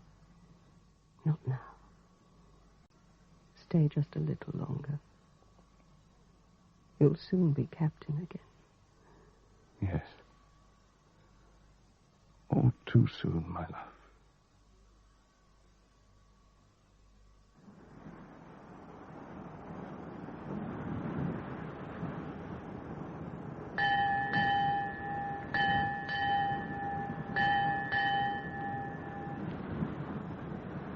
Have you got that signal about the convoy decoded yet, Mr. Fox? Yes, sir. They should be up with us in the morning. Right. Take a look at the list of merchantmen. Rochester and Admiral Star. SS Cape Cod. I wondered if she'd sail. I see she has. When we join the convoy, Cape Cod should be just about on our beam, sir. Oh, if the Admiral sticks to his sailing orders. Well, I'm going to turn in, sir. Oh, and unless you need me for something else. No, that'll be all, Mr. Fox. So, 600 miles from Alex, and so far, so good. We might get through without a scratch.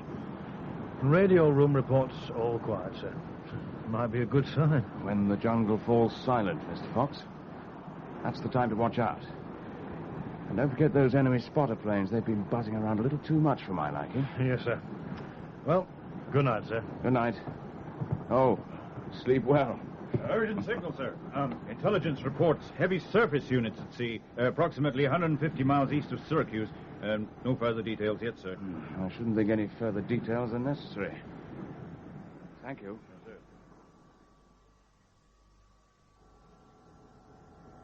Hello, Doc. Not in bed yet? Just going. What's it like up top? Oh, quiet. I think the skipper's worrying about tomorrow, but the way I see it, this ship will be the safest in the convoy. The so-and-sos will be after the fat, loaded merchantmen. I think he's worried about losing something other than the ship. Like what? Well, that'll be telling. You're a deep one, Doc. Well, I'm for my bed. Good night. Good night, old son. Sweet dreams.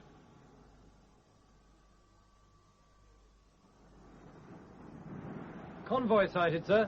Wing escort has just made the recognition signal. Good. Thank you, guns. Signal from escort, sir. Take up stations as ordered. That'll take a good half hour if I know the Admiral. Do you ever get the feeling we're being watched? There's the Cape Cod, sir. She looks overloaded. I wouldn't like to be at her if she gets a package. Be so good as to attend to your duties, Mr. Fox. Sir? Signal from flag, sir. Keep correct distance from current star. Thank you. Pilot, fall back 2 inches from the ammunition ship, will you? Aye, aye, sir. Signal from escort, sir. 1 U-boat reported in the vicinity. Alter course signal, sir. Steady on 295, sir. Very good. Check U-boat's alleged position. There may be more soon. I checked with the supply officer, sir. He'll feed the men in 4 batches. Bag meals will be sent up to the guns first. Good idea.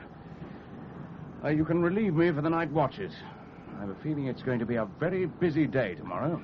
I'd like to see you privately, if I may, sir. There's something I'd like to get off my chest. I want you to hear my side of the It'll story. keep. If you want to do something useful, John, go and tell the chief telegraphist to play some records over the tannoy. What? No, sir. But what about our talk, sir? That can wait. I want our people to be relaxed when the time comes. Aye, aye, sir.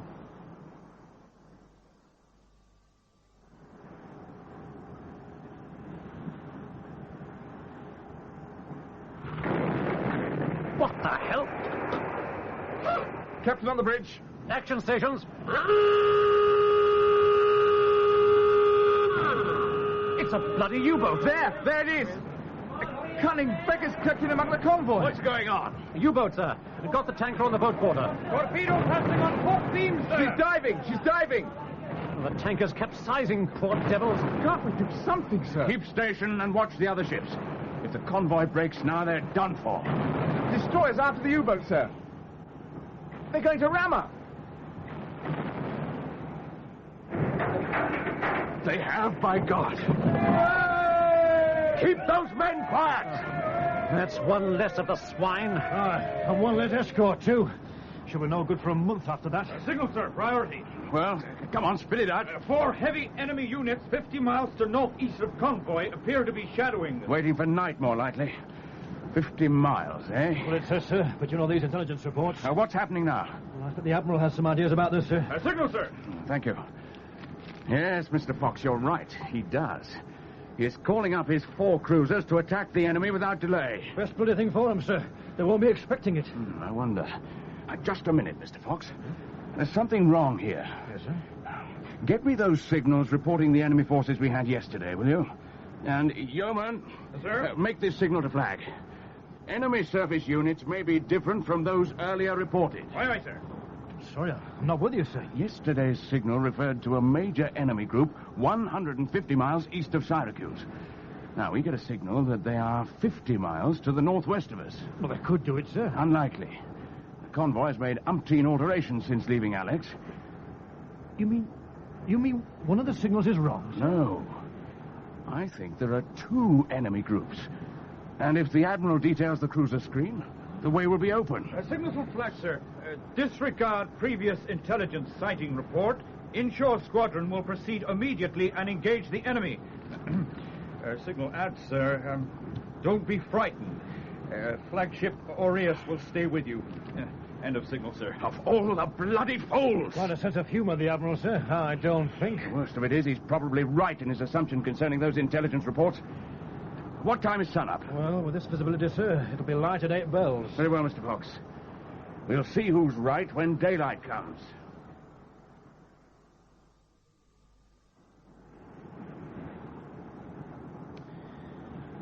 Looks like another scorcher today.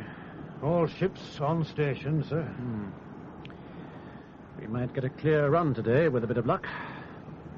God, I'm tired. Oh, well, aren't we all? Still, thank your lucky stars, you're not poor Max stuck up in the control top with young Norris. Yes. We must be thankful for small mercies, I suppose.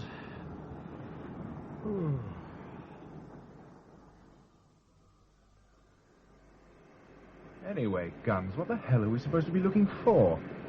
The Admiral's got the situation well in hand. mucking about. God, I'm tired. Another flaming day. It'll be like an oven. The fans are flaming useless. Hello? What? Ship, sir? And 2 more ships, one on either side of the first. Disregard those. Concentrate on the center one. Why? She's only a small cruiser. Hello, Or Bridge. a destroyer. Gunnery officer. Keep watching, Norris, my friend. Just watch your cruisers grow. I am watching. Bloody hell, it's a battleship. Control top, sir. Yes, sir, a battleship and 2 cruisers. And 2 more ships astern of the cruiser, sir. 2 more cruisers, I think. The whole squadron's on the same bearing of green 8-5. Still at extreme range of 30,000. I'll start reading the ranges in 5 minutes. Yes, sir. Well, Mr. Norris, there's your answer. I rather think the captain was expecting visitors.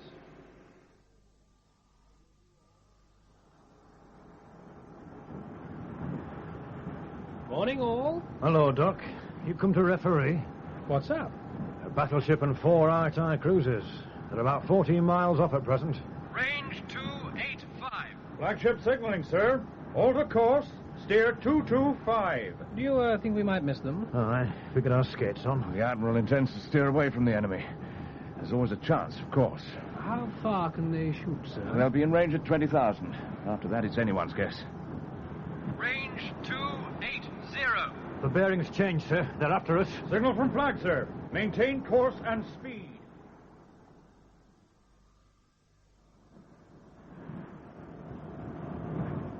Range 200.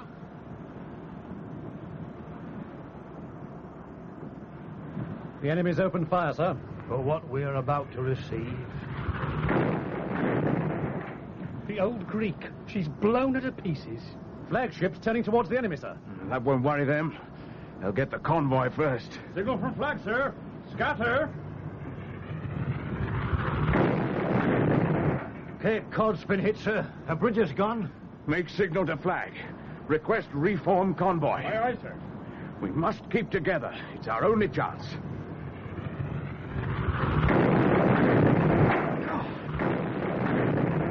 Look at that! They've hit the flagship. Oh, she's out of the running. Make signal to escorts. Reassemble convoy forthwith and proceed on course at maximum speed. Cape Cod's burning badly, sir. Dear God, let her be safe. Sir? Starboard 20. Starboard 20, sir? Yes, Mr. Fox. And tell the chief engineer I want maximum revolutions. I want this ship to go as she did at Gallipoli. Maximum revolutions! Signal executed, sir. Good. Now, you can do one more thing this morning. Sir? Hoist battle ensigns. Aye, aye, sir.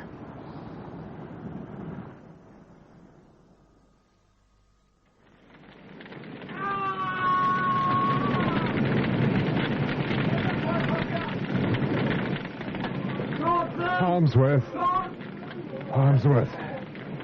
Where the devil's my flag lieutenant? There, sir. Light-skill. What the devil is happening, Cahoon? Direct hit, sir. Oh. Steering's gone. I'm going to try... Sir! The Saracen's going past. The old girl's closing the enemy. What is it? What's the madman doing? It's Saracen, sir. She's going to tackle them alone. He thought it all out. Bloody madman. He's mad enough for anything.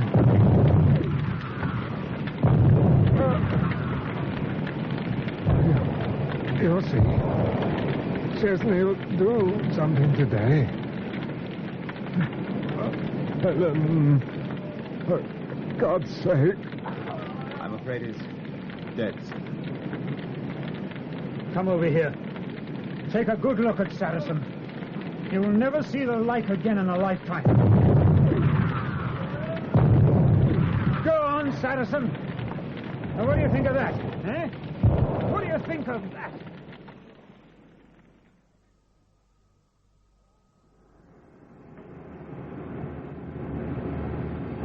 Up 800. Sights on. Shoot. Keep watching. Report the fall.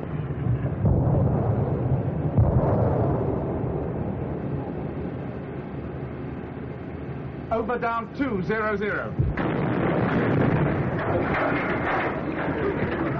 Sight set. Sight set.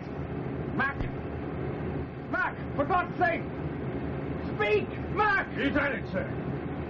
Oh, God! Hello? Sir? Oh, it's the captain, sir. Noise here, sir. Yes, sir. Mac's dead, sir. Yes, sir, I'll do my best. Continue training. Stand by. Show the bastard. Damage control. Fire in the starboard 4-inch battery, sir. Send Benson's party. At the double. Aye, aye, sir. Direct hit aft, sir. 81 4-inch battery well alight, sir. Mr. Jocelyn wants to flood the battery's magazine, sir. Very well. Have the valves open. Aye, aye, sir. I'm going aft to supervise the quarterdeck party. Report any damage to the bridge.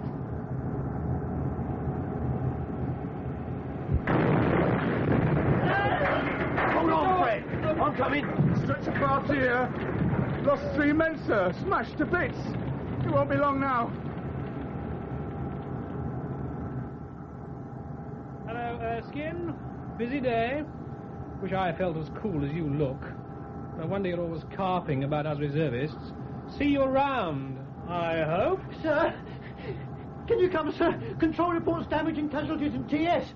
Can you come, sir? I must get back. Walk, lad, walk. We don't want to start a panic, do we? Aye, sir.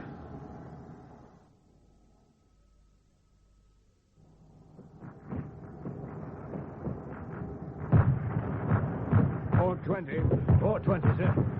The cruisers have opened fire, sir. Yes, Mr. Fox. We've got to hit that bloody battleship before they get the range and blow us out of the water. Midships. Midship, sir. Cape Cod's gone, sir. She's rolled over. Report damage and get the doctor up here right away. We're going after. They want to flood the compartment.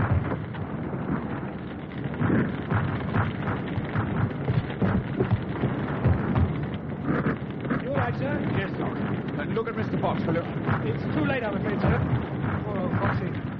They're all dying, Doc. And for what? What have I brought them to?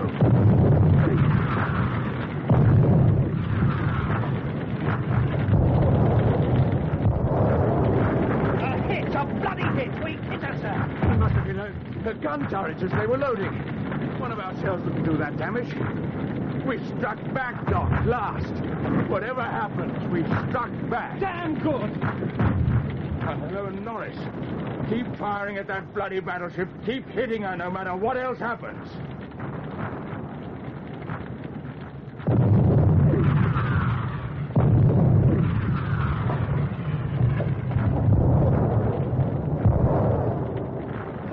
Sir, they're putting away! The sons have had enough! They've had enough! Hooray!